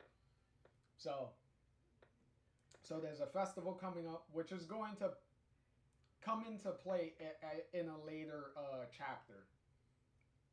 But in any case, excuse me. In any case, Jed mentions to Gabe again that Mac is looking for him and stuff. and that Mac has the stick up his ass again and stuff, and about you and things like that.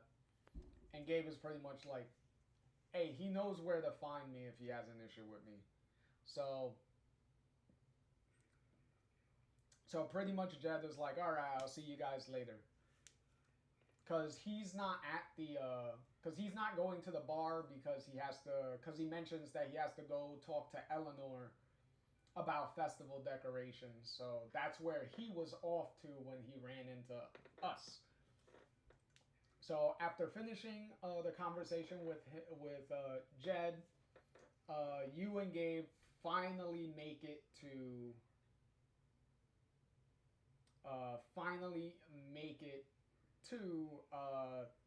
the Black Lantern. But instead of actually being in the bar itself, it cuts from you two going into the Black Lantern to you coming into Gabe's studio apartment. So now you're in Gabe's studio apartment. He's pretty much like, oh, what do you think of the place and stuff like that? You then at this point you can surprise him with the record you bought, which he will be like, oh my god, he was like, I was actually gonna buy this for you and stuff. So I was like, oh look, the siblings think alike. Look at that. Even though they've been far apart, they still remember each other's taste in music and stuff, I guess. So in any case, he ends up putting on the record, right? Playing it, and then he starts and then to Alex's beginning to Alex's initial dismay and embarrassment, he starts like dancing and stuff to the music, and then at a point you could kind of encourage him to just keep going, or you could be a party pooper and kind of like shit on him for it. But I like to keep the lighthearted funness going, especially considering what's going to happen later. But in any case, he starts doing that, and then he ends up taking a broom and tossing a broom at your feet, and which is pretty much inviting you to like, hey, join me in the dancing around stuff. So at this point, you could actually accept the offer or not. Yet again, by accept the offer or not, I mean you could join him, or you could just tell him like, hey, you got this, let him continue doing it on his own.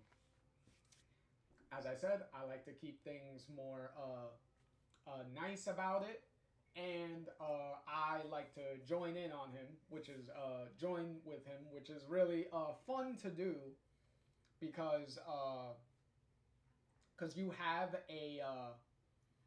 because you pretty much use like the broom as like a guitar and stuff, and you start like shredding around, and then Gabe starts doing like air drums and stuff. So it's a pretty fun little moment for them, especially considering when the party is about to be ruined, because in the middle of you two having a nice jam out session together, Gabe gets a knock at the door, which immediately startles Alex, because she drops the broom and everything and stuff. And then Gabe turns off the music, goes to the door, it turns out it was Mac knocking on the door. So Mac very intimidatingly and confrontationally walks into the apartment, and clearly he's upset, like he's mad. You don't need the red aura to figure that out, like immediately from his tone of voice and everything. And he is pretty much asking like, oh, why are you talking to Riley, because Riley is supposed to be his girlfriend, but as I said, their relationship is very on again, off again. So whatever, dude, I guess. So he's telling Gabe, why are you talking to Riley and stuff? And Gabe is pretty much like, it's not what you think, bro. And then Mac immediately like pretty much says like, oh, because what I was thinking is that you were fucking my girlfriend, pretty much. Which Gabe is immediately like, it was like you got it all wrong, bro. And it was like, you need to talk to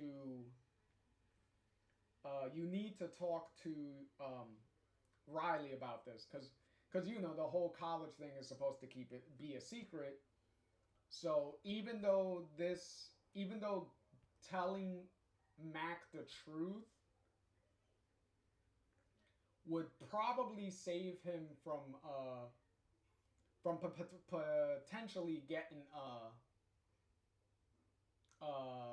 hit and stuff here,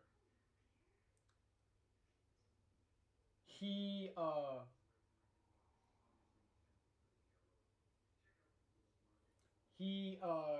keeps Riley's secret and doesn't tell Mac. He just reiterates like, you need to talk to Riley. Which Mac is all angry, and he's not even listening. He's like, I'm talking to you right now. And during all this, he's getting more and more mad, so his rage is getting more stronger. So at this point, it kind of knocks the strong emotion kind of knocks Alex down to the floor, pretty much. Like, she kind of like trips over the broom that she dropped on the floor, kind of. So either way, she kind of like falls to the floor. That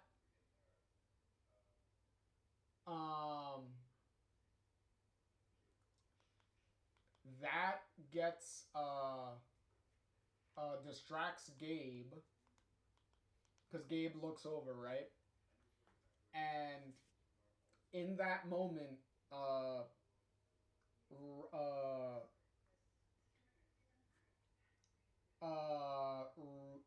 Mac takes the opportunity to I believe he sucker punches Gabe in the stomach. So he punches him in the stomach. So now the rage of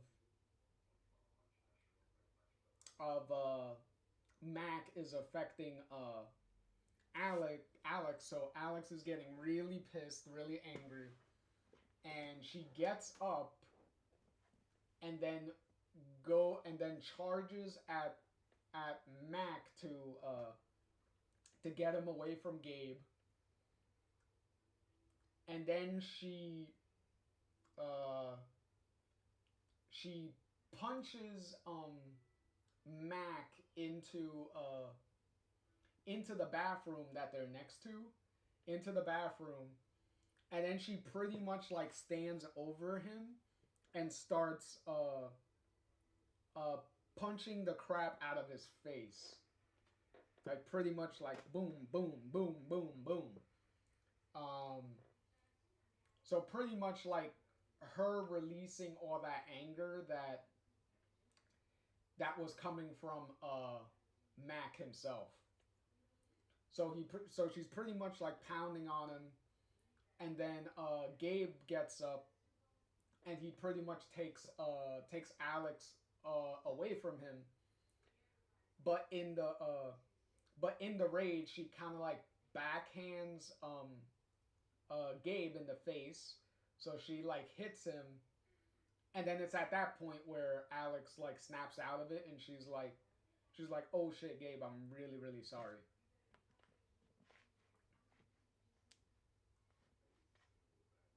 And then while that's happening, Mac finally gets up. He stumbles to his feet, stumbles out of the bathroom, and then you get a good look at his face. Like his nose is all bleeding, like blood all over his mouth area. He got some black eyes starting to come in on his face. Like Alex really fucked him up real good. So he immediately is you're like points at Alex, and he's like your sister is fucking crazy, is a fucking psycho. And then he pretty much says fuck you both, and then like storms out of the apartment. Like he leaves the apartment. And then from there, luckily he also closes the door behind him. So even though Mac kind of stormed out of the apartment, he was still courteous enough to make sure the door closed. So, excuse me. So from there, Alex starts to try to apologize to Gabe again. Gabe is like, "Don't worry about it." He quickly goes into the bathroom real quick to kind of like wash his face up a little bit, right? And then he comes out. Alex is trying to, still apologize, and Gabe is like, "Don't worry about it. Don't worry about it. I'm late for my shift at the bar because it's already time for me to go to work now. So I'll meet you downstairs. I'll meet you downstairs." So then so Gabe leaves, goes downstairs. Alex is obviously upset because of what happened, even though it's not really her fault, because the emotions, when strong emotions happen, they overwhelm her, and she involuntary acts on those emotions that she's feeling. So she didn't mean to hit Gabe in the face. So she pretty much like it cuts to the bathroom where she's cleaning off the blood from her hands after she was beating Mac's face in. Ooh, excuse me. So she's wiping off that blood, and then she's kind of like getting her composure back, right? And then from there she goes to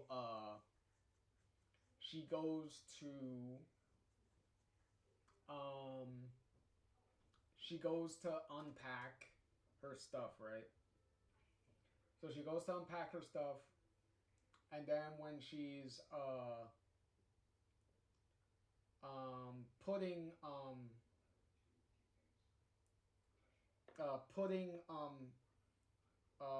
her bag into underneath the bed, it's a little hard to put it in because there's something else under the bed. So she goes to look under the bed, pulls out a guitar case, and opens it up and finds an acoustic guitar in it with a note from Gabe, because that was supposed to be a big surprise that he was gonna give her is this acoustic guitar, which you saw in the trailer with the acoustic guitar that she finds, and then she winds up taking it out, sitting on a chair, and pretty much sings kind of like a sad little song to herself while playing the guitar, which is our first tiny little musical performance from Alex by MXN Tune for this for Alex's singing voice. So this is the first instance of that. We get another one. We get another one later, but that's not until chapter 4. So we get one here, and then we're gonna get another bigger musical performance in chapter 4, which that one's really good and fun. But we'll get to it we'll get to it eventually.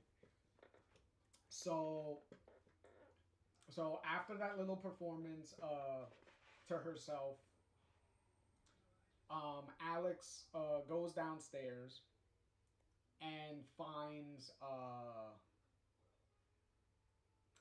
Jed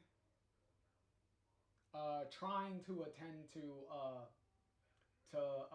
Gabe's kind of black eye, because Alex kind of hit him like kind of like here on his face. So that part of his face is kind of like bruising a little bit. So Jed is trying to attend, and then Ryan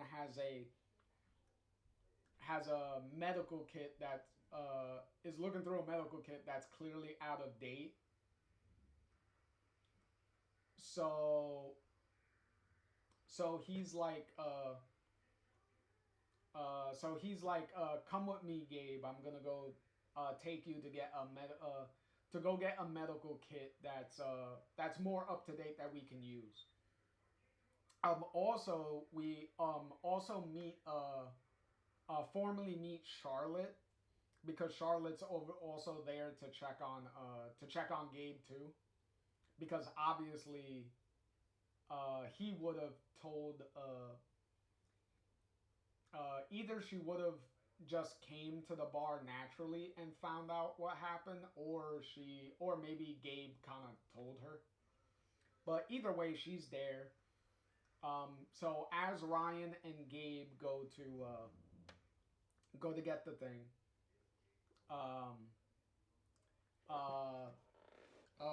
Charlotte takes this opportunity to like talk to Alex, so you can kind of like talk to her a little bit.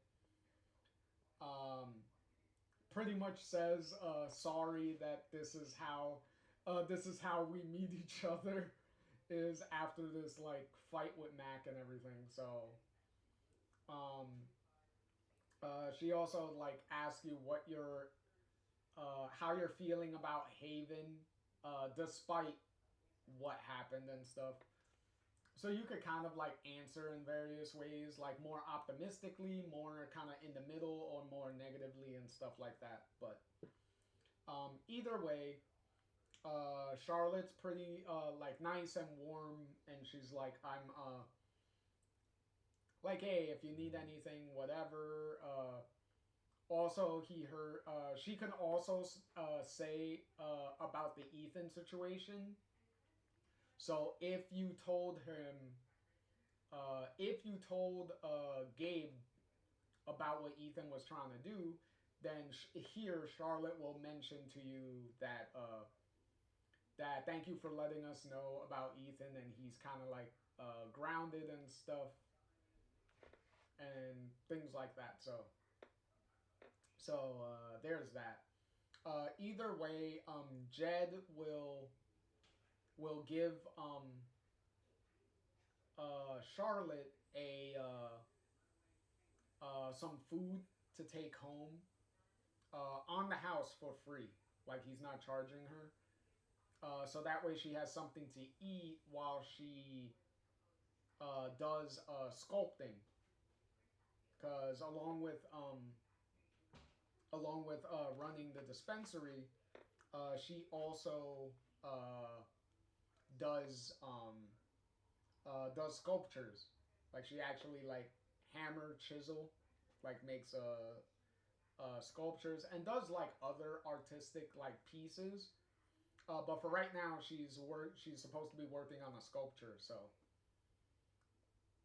So she pretty much takes the food, like thanks Jed, and pretty much says nice meeting you, Alex, and then goes back home, right? Because also a note for later is her studio is in the back of the dispensary, is in like the back room area, so she kind of turned that into a studio so she can make her different art pieces and stuff. So either way, because you know that she makes different art pieces because Gabe actually has one of her little art pieces that she made for him, like in the apartment. So when you're like walking around, when you get the opportunity to like walk around and look around, you can kind of like see one of those and kind of like comment on it and stuff. So with that, Jed is pretty much like okay, now I don't have a bartender to work with me now because Gabe is like injured.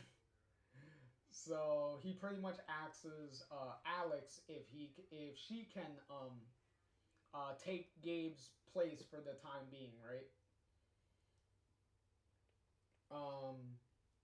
So at this point, you pretty much help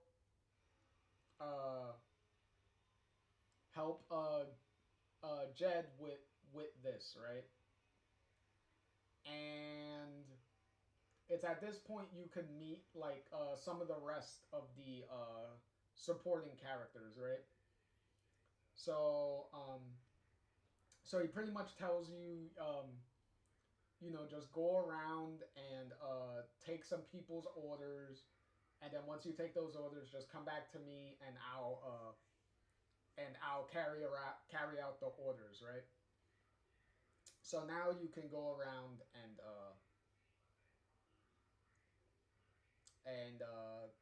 carry out some stuff, right?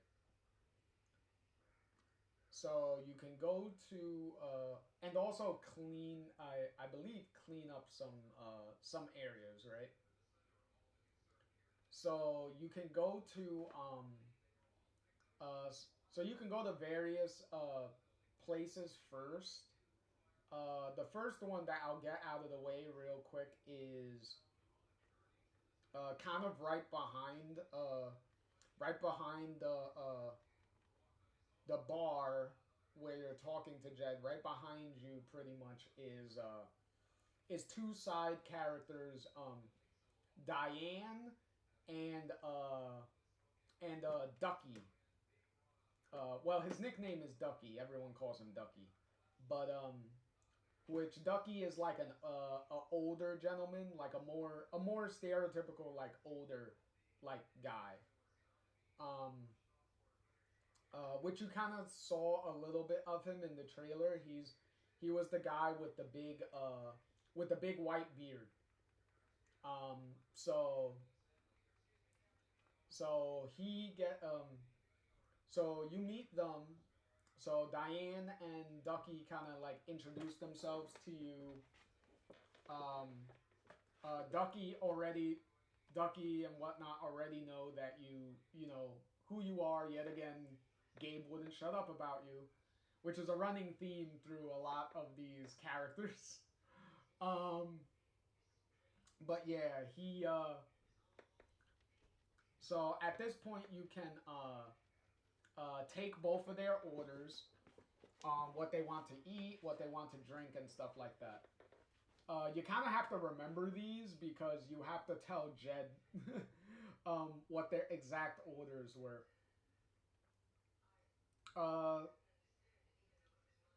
So at that point, you can go tell him what the order is, and then Ducky wanted a specific drink, right? And you tell Jed that, and he's like, "Oh yeah, I have a bottle behind the bar." So he goes to see, it's missing. He's like, "Oh, where'd that go?" So now you can help look for it. You could look around the bar and kind of find clues where it is. So depending on you could find it if you're able to find it, then you bring it over to Ducky and whatnot, and then he offers to share a drink with him, which is both which is both Alex, Ducky, and Diane. Like all three of them can share a drink. And you also come to find out that Diane is the site manager for the mining company, which by now you learn is named Typhon, and they're the ones in charge of the mining operations in Haven. And Diane there is the local manager, so anything that has to do with the mines and the mining, she's pretty much in charge. So so after handling Diane and Ducky's order, you can kind of go to the back of the bar, because they have like a room in the back where the pool table and stuff is, and some stools and stuff where you could sit around. So you can go there, and you find that Mac is sitting on a stool in the back over there. So Mac is obviously very cautious around you now, and very jittery, because now he's afraid of you. Now he does not want to fuck with you. So either way, you can do that, and then you can avoid Mac and then go to do the little bit of cleanup, clean up in the back that Jed asks you to do.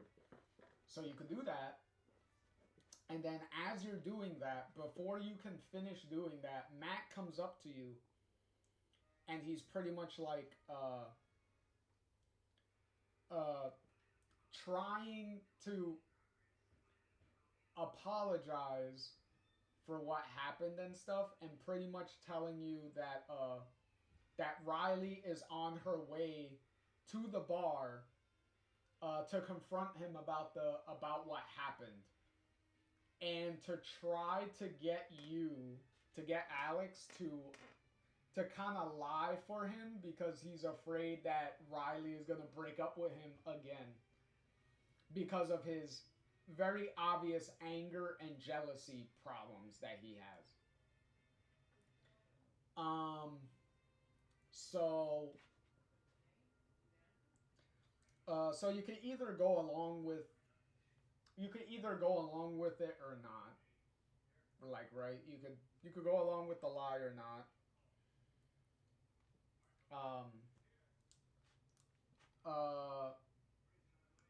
So Riley comes in, asks Mac what's going on, asks where Gabe is, which Mac immediately becomes upset and jealous over, which he's like, "Why do you care?"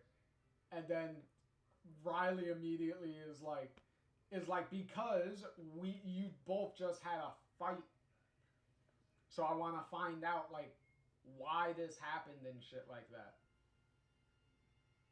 And then he tries to explain the situation while trying to make Gabe look like he was the one that attacked him and stuff, trying to make Gabe seem like the rage guy, which is funny because Alex is standing there the whole time, like, because both of them are in front of Alex talking about this.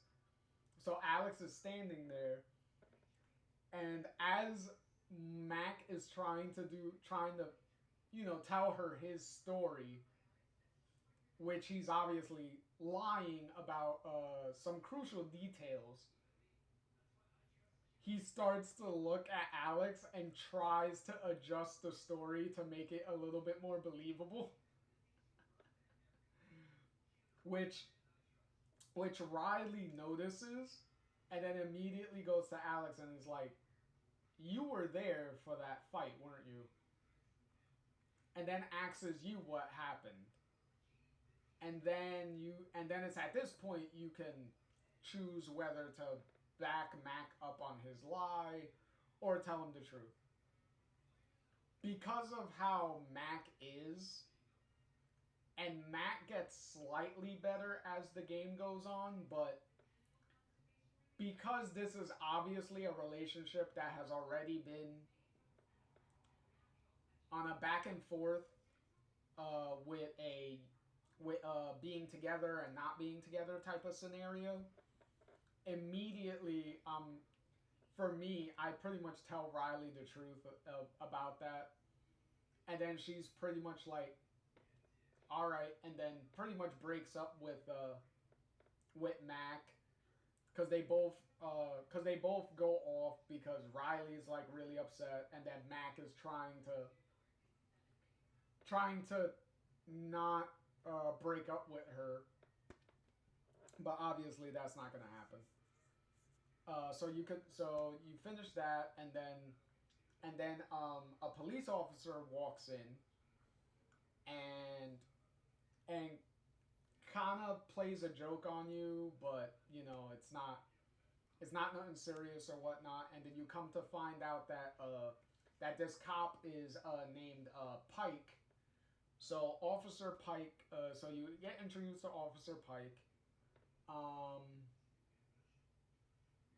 Also, depending on the certain order that you do some of these things in, you may get certain dialogue options here. So after Officer Pike leaves, he's pretty much like, for being a good sport at the joke and whatnot, like I could buy you a beer if you want, right? And he's like, if you want the beer, just meet me at the bar and I'll get you one. And true to word, you could walk over to the bar. He's sitting in front of the bar on the stool, and you could take him up on the beer offer, and pretty much Pike will reinforce the fact of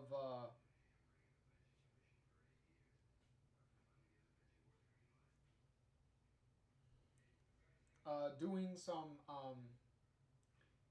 reinforce the fact of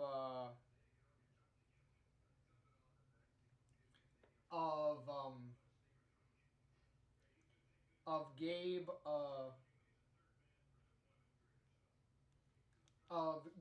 not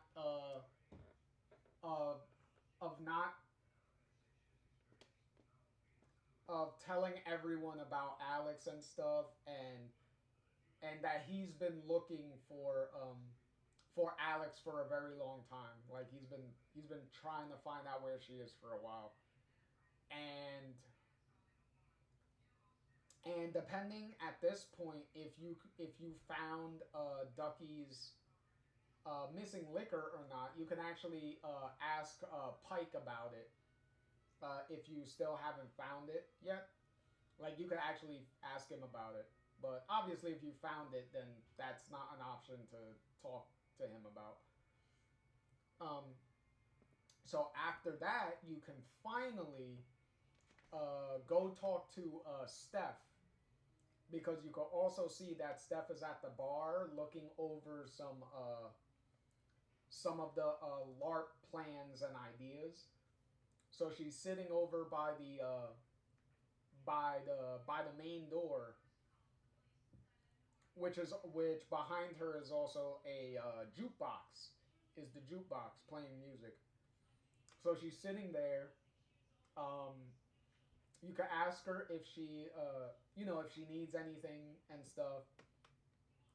She's pretty much like, nah, I'm good. But you can still like talk to her. She pretty much like formally introduces herself and apologizes that for what happened at the record store and whatnot, and was like, hey, that wasn't me at my best, and that wasn't the best way for us to meet. So pretty much no harm done type of thing. And you could pretty much like ask her some of the observations that you make at the table. So you could ask her about the LARP thing, and she could talk to you about that. You notice that she was sitting with somebody, and you could ask about that.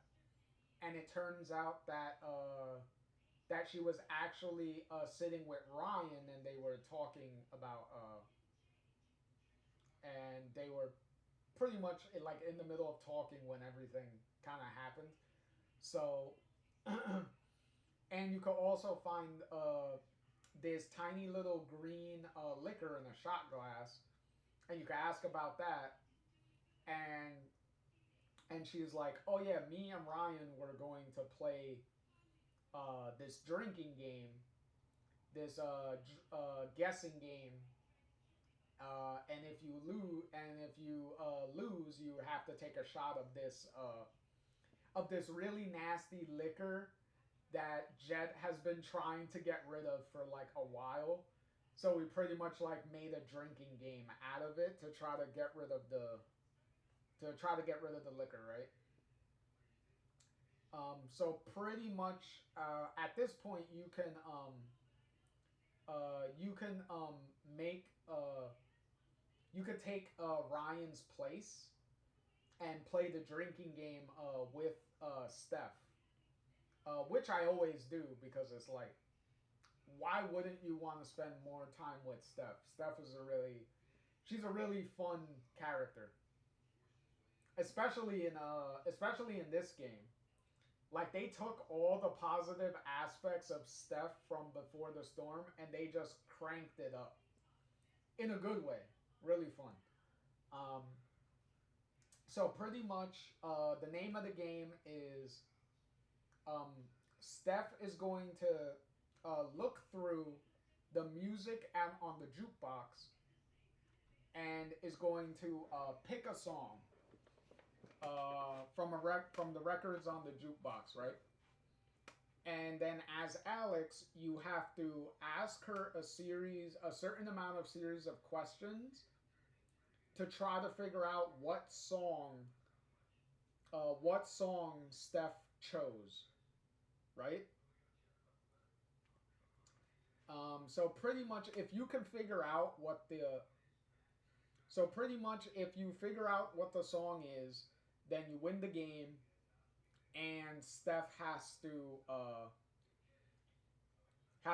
take the shot of the nasty liquor.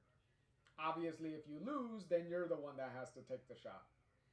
So either way, Steph is pretty much like GG, good game. So then they also Steph also mentions that Jed is kind of a local hero around the town for saving some miners from a tunnel collapse and stuff, right? Which Jed immediately is like very humble about and is like, I don't think Alex needs to be talked about that and all that stuff. And meanwhile, Steph is kind of like, oh, sorry, Jed. But then like whispers to you that like, hey, if you look around the bar and stuff, you could find out like all about it and stuff by looking around. If you haven't found out by looking around at that point. But either way, after you do all the things for Jed, if you did like all of them right and stuff, Jed will be pretty much like impressed by your performance and stuff. So either way, Gabe,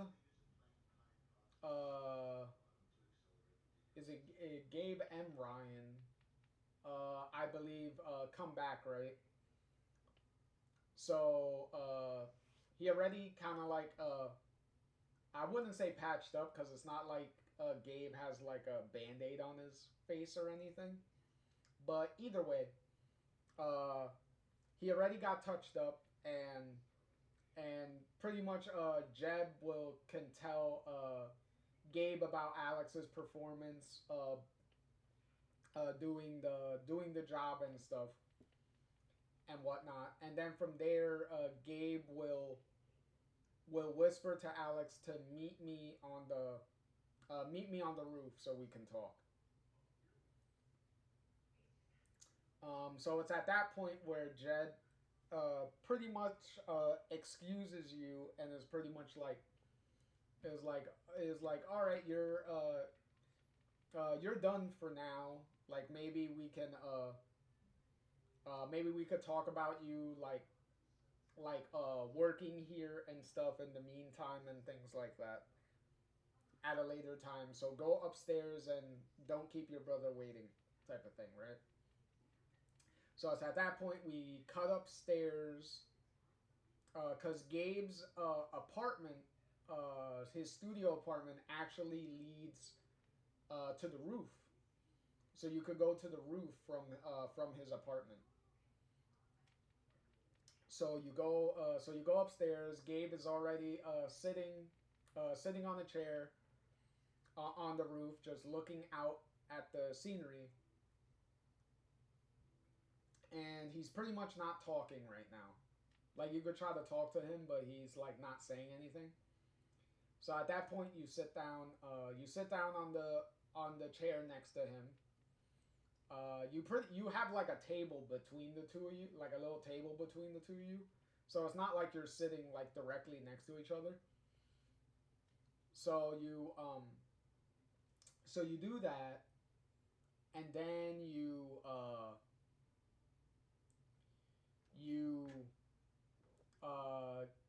try to talk to Gabe. He still doesn't. You try to apologize again and all that stuff. Still doesn't talk. Instead, he winds up reaching down and getting two cans of beer, and gives one to Alex and whatnot. And it's at this point where Gabe starts talking and is pretty much like, all right, so what, so pretty much like what happened, they have like a heart-to-heart talk. She's pretty much like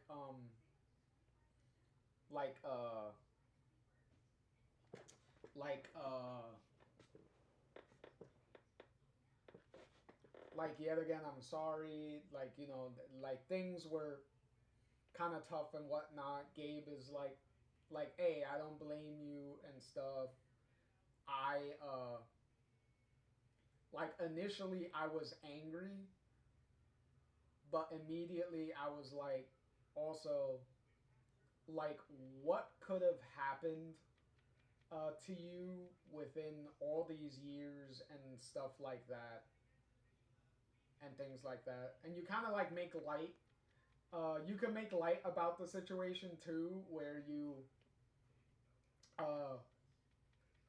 where you can say like, oh, like because I could whoop your ass and stuff now and things like that, which Gabe pretty much takes in stride, which is pretty funny. And then it's at this point where you can also blatantly tell him about your powers here. Or you could just tell him something else pretty much about the about growing up in like the homes and not getting jumping around the foster care system and stuff like that. So for me, I actually like the fact that you can tell him about your powers, and you tell him, and then he can his reaction is actually, well, shock obviously, but also he can he's actually pretty supportive about it. You can I don't know if you, I don't believe you do like a little test or anything, but the point is he believes you about your power and stuff. You pretty much like, you know, describe the situation as to what happened and stuff with as it relates to your power and losing control and stuff like that. So pretty much you air that out. He's kind of like excited about it. Alex is rightfully really cautious about it, but Gabe pretty much reassures her like, "Hey, the power you have is pretty much whatever you want it to be. So it could be good, it could be bad. It's whatever you make it, right?" And then they pretty much like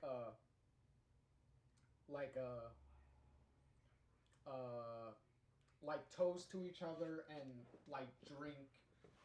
And then after airing that out is when Ryan comes up to the roof, and he's pretty much like, is Ethan around here? And there's pretty much like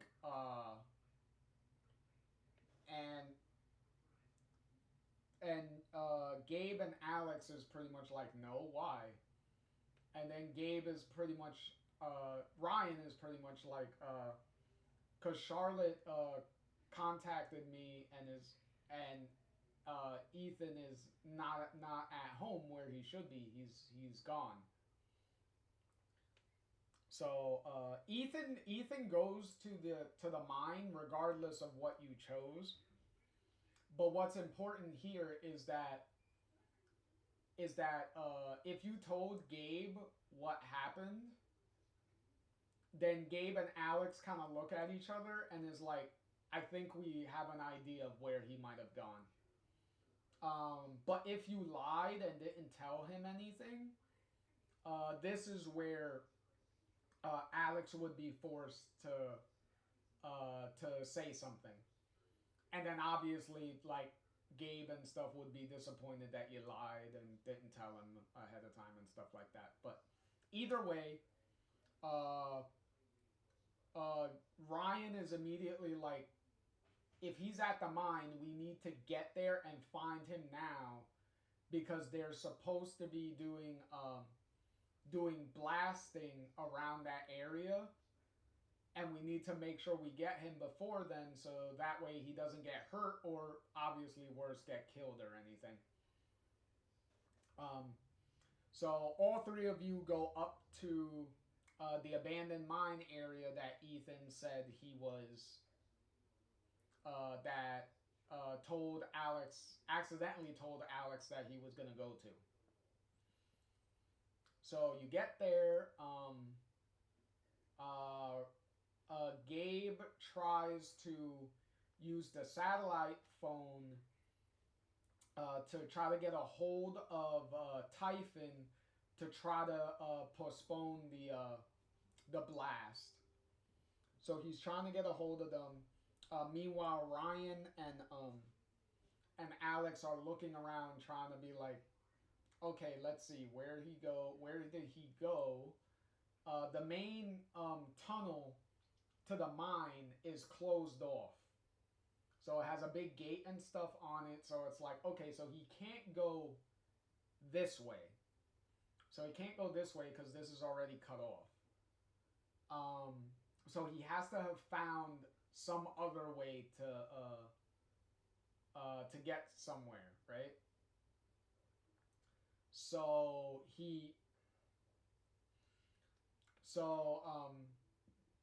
so it's at this point that that you figure out that you look through Ethan's comic book, because he's like, well, Ethan gave me this comic book and stuff. And then when you look through his comic, you find out that he drew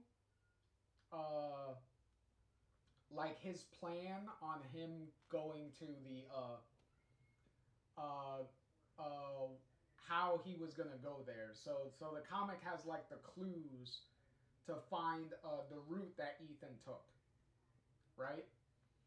So you pretty much use that to find your way inside the abandoned building, which when you do that, Gabe finds out that pretty much tells you like, yeah, I got a hold of somebody at Typhon, and they said they're gonna delay the blast, right?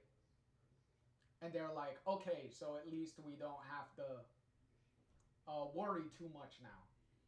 So now we need to focus on finding Ethan and make sure he didn't get hurt in a different way. So Gabe goes around to split up with Ryan and Alex going inside the abandoned building, and Gabe looking around outside to see if there's another way around that Ethan may have took. So either way, you go inside with Alex and Ryan go inside. You find out the next clue and stuff of how Ethan got around. He did get inside the building, so he found a way out of the building a different way. Excuse me. And then you find your way out. Ryan and Alex find their own way out, because obviously you can't follow Ethan's path because Ethan is a kid and we're a bunch of like grown adults. So clearly we can't squeeze through different areas and stuff that a kid can.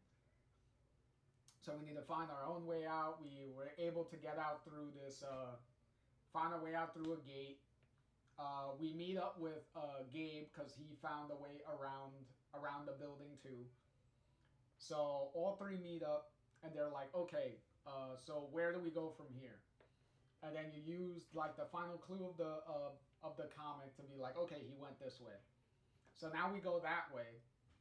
And then as we're walking the path, Alex notices a strong emotion of fear coming from that direction.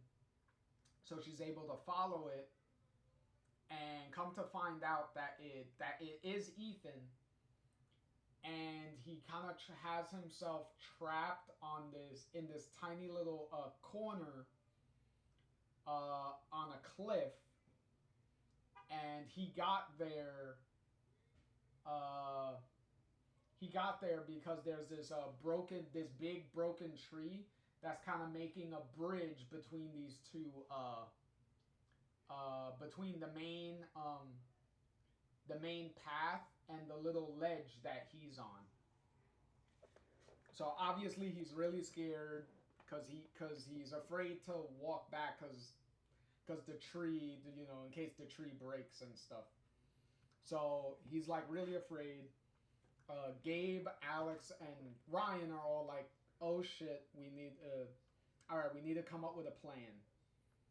So luckily, because you do find out about this from Ryan in the record store, that Ryan's job is a park ranger. So he knows how to about the woods and stuff and things like that. So he already has a plan. He's like, all right, we're going to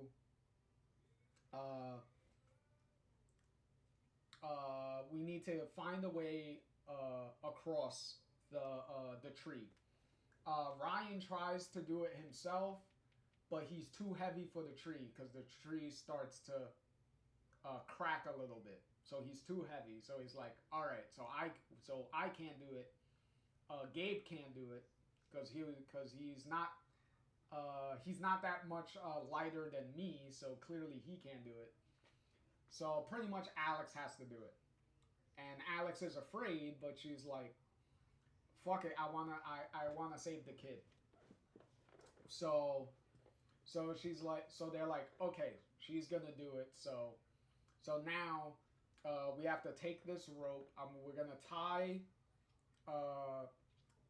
a rope to Alex, and then we're also gonna tie a rope to Gabe, and Gabe is gonna go find an area that he could use. Find a thing that he could use as a anchor to make sure that everything is sturdy. So with that, Gabe goes to to this tiny little ledge that has like a broken tree, a big broken tree stump. So he pretty much like maneuvers himself around, because the rope's tied to him too, the other end. So he maneuvers himself around that tree stump, so that way the tree stump acts as a big anchor, like an anchor to make sure they're sturdy. So then Ryan pretty much, goes over, tries to relax Alex and stuff, and is pretty much like going over like, take it easy, take it slow, don't rush and stuff. And Alex is pretty much like, all right, I got it. So now you have to slowly maneuver yourself across the tree to get to Ethan, the ledge that Ethan's sitting at. And then from there you go. So you get to him, and you're trying to convince him to grab your hand, so you both can go back, and he's like really, really afraid. Which is also affecting Alex, because now she's getting really nervous and stuff. So she's like, okay, I need to figure out like what specifically he's afraid of to try to calm him down. So it's at this point where you do the first big, because it's the first big sequence where we go into someone's emotions and feel the different things that they're feeling with that emotion right now. And so you go in, they visualize that, so you come to find out that Ethan's like afraid of some like, well, he perceives it like as like a monster or something, right? And Alex looks down, because there's this big cliff that the tree is hanging off of. So you look down, and it's like this big like chasm, and it's like represented, and the fear that Ethan's feelings representing the chasm as like this big like monster mouth and stuff. And that's like what Alex is seeing now that she's tapping into his emotions, and she's like, oh shit. with that knowledge, she's able to get Ethan to come with her, right? So now they're walking their way back, right? Slowly walking their way back. If you look down at this point, you'll see that it's that the bottom is represented by the big monster mouth again. But either way, you have to keep looking straight ahead and slowly make your way across. So at this point, you make your way across, right? And now Ethan's safe, like they're done. Alex is kind of on the floor, pretty much like exhausted, like, oh shit, we did it, we're good. So Gabe is up there, like pretty much like yeah, like they're all happy. Ryan's like happy, like yeah, you made it, all good. So before anyone can do any proper celebrations, you hear the siren go off that signals that they're about to do the blast. They're about to detonate some explosives. So you hear that. You immediately then hear the explosions go off. And then you start seeing, because of the explosions, like a rock slide starts happening. So before anyone can react, one of the rocks that comes down hits it's a pretty big rock too, hits Gabe in the face and knocks him right off the cliff. So remember, he's tied to Alex. So he gets knocked off the cliff, and Alex is getting pulled off the cliff too. So then Ryan tries to grab the rope to try to keep Alex from falling. So initially he has the rope and he's trying to be like, okay, let me see if I can pull Gabe up. But before he could do that, like, more bigger rocks start coming down the hill. So he's like, fuck it, I don't have the time. So he pulls out a knife and is pretty much forced to cut the rope. So if Gabe was to me, Gabe initially was killed from that rock, because that was a pretty big rock that smacked him in the face. So even if he did survive, now he was pretty much gone, because you cut the rope, so he's immediately gonna fall to the ground off the cliff. So initially, obviously, Alex is immediately like shouting for Gabe. Ryan grabs her and takes her and Ethan to this little corner where they could wait out the rocks from falling, to wait for the rocks to finish falling, right? So they wait under there for a minute. The rocks stop falling, and the rocks are falling down the cliff. So even if by some miracle Gabe even survived the fall after the rope was cut, he was not going to survive all those rocks falling onto him. So after the rocks are done, pretty much Alex immediately runs to the corner of the cliff and looks over the cliff. You don't see Gabe's body or anything. You don't see the squished body of Gabe after all the rocks and everything fell on him. You don't see that. But you pretty much see Alex's reaction. Like, pretty much the camera is looking up at the cliff from the bottom, and you see, like, Alex's reaction looking down. So she pretty, like, obviously, she pretty much knows, like, Gabe is obviously dead. So pretty much that's how the first chapter ends. That's the end of the first chapter. So thankfully,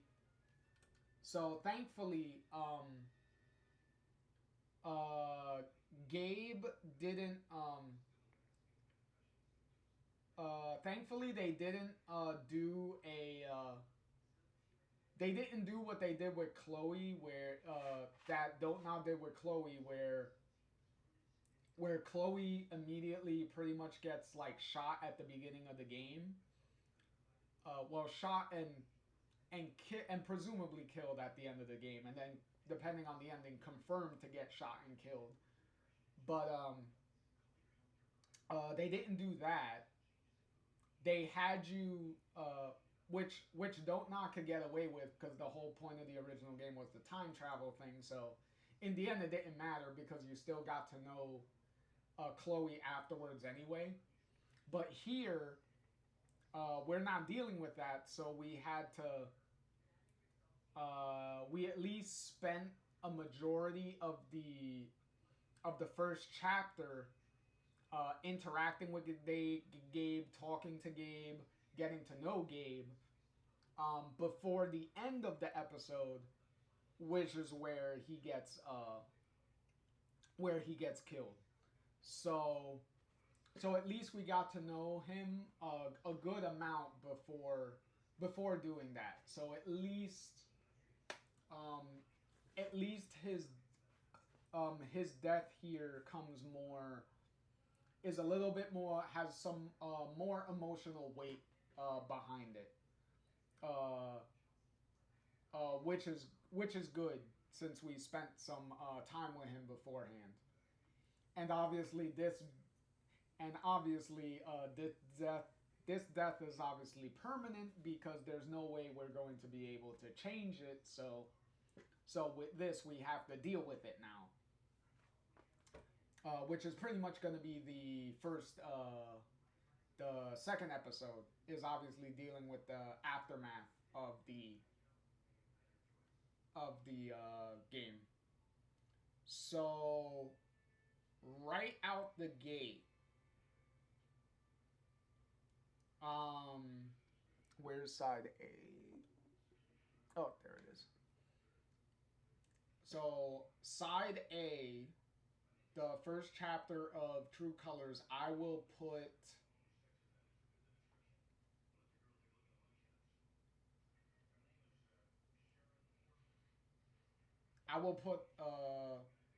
here, mainly because it's a very, very would I put it here?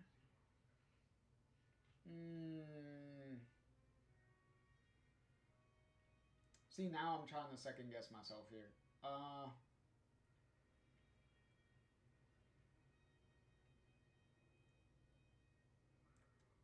No, because there's one chapter in this in True Colors that I definitely am gonna put on S tier. So yeah, I'll put it on A.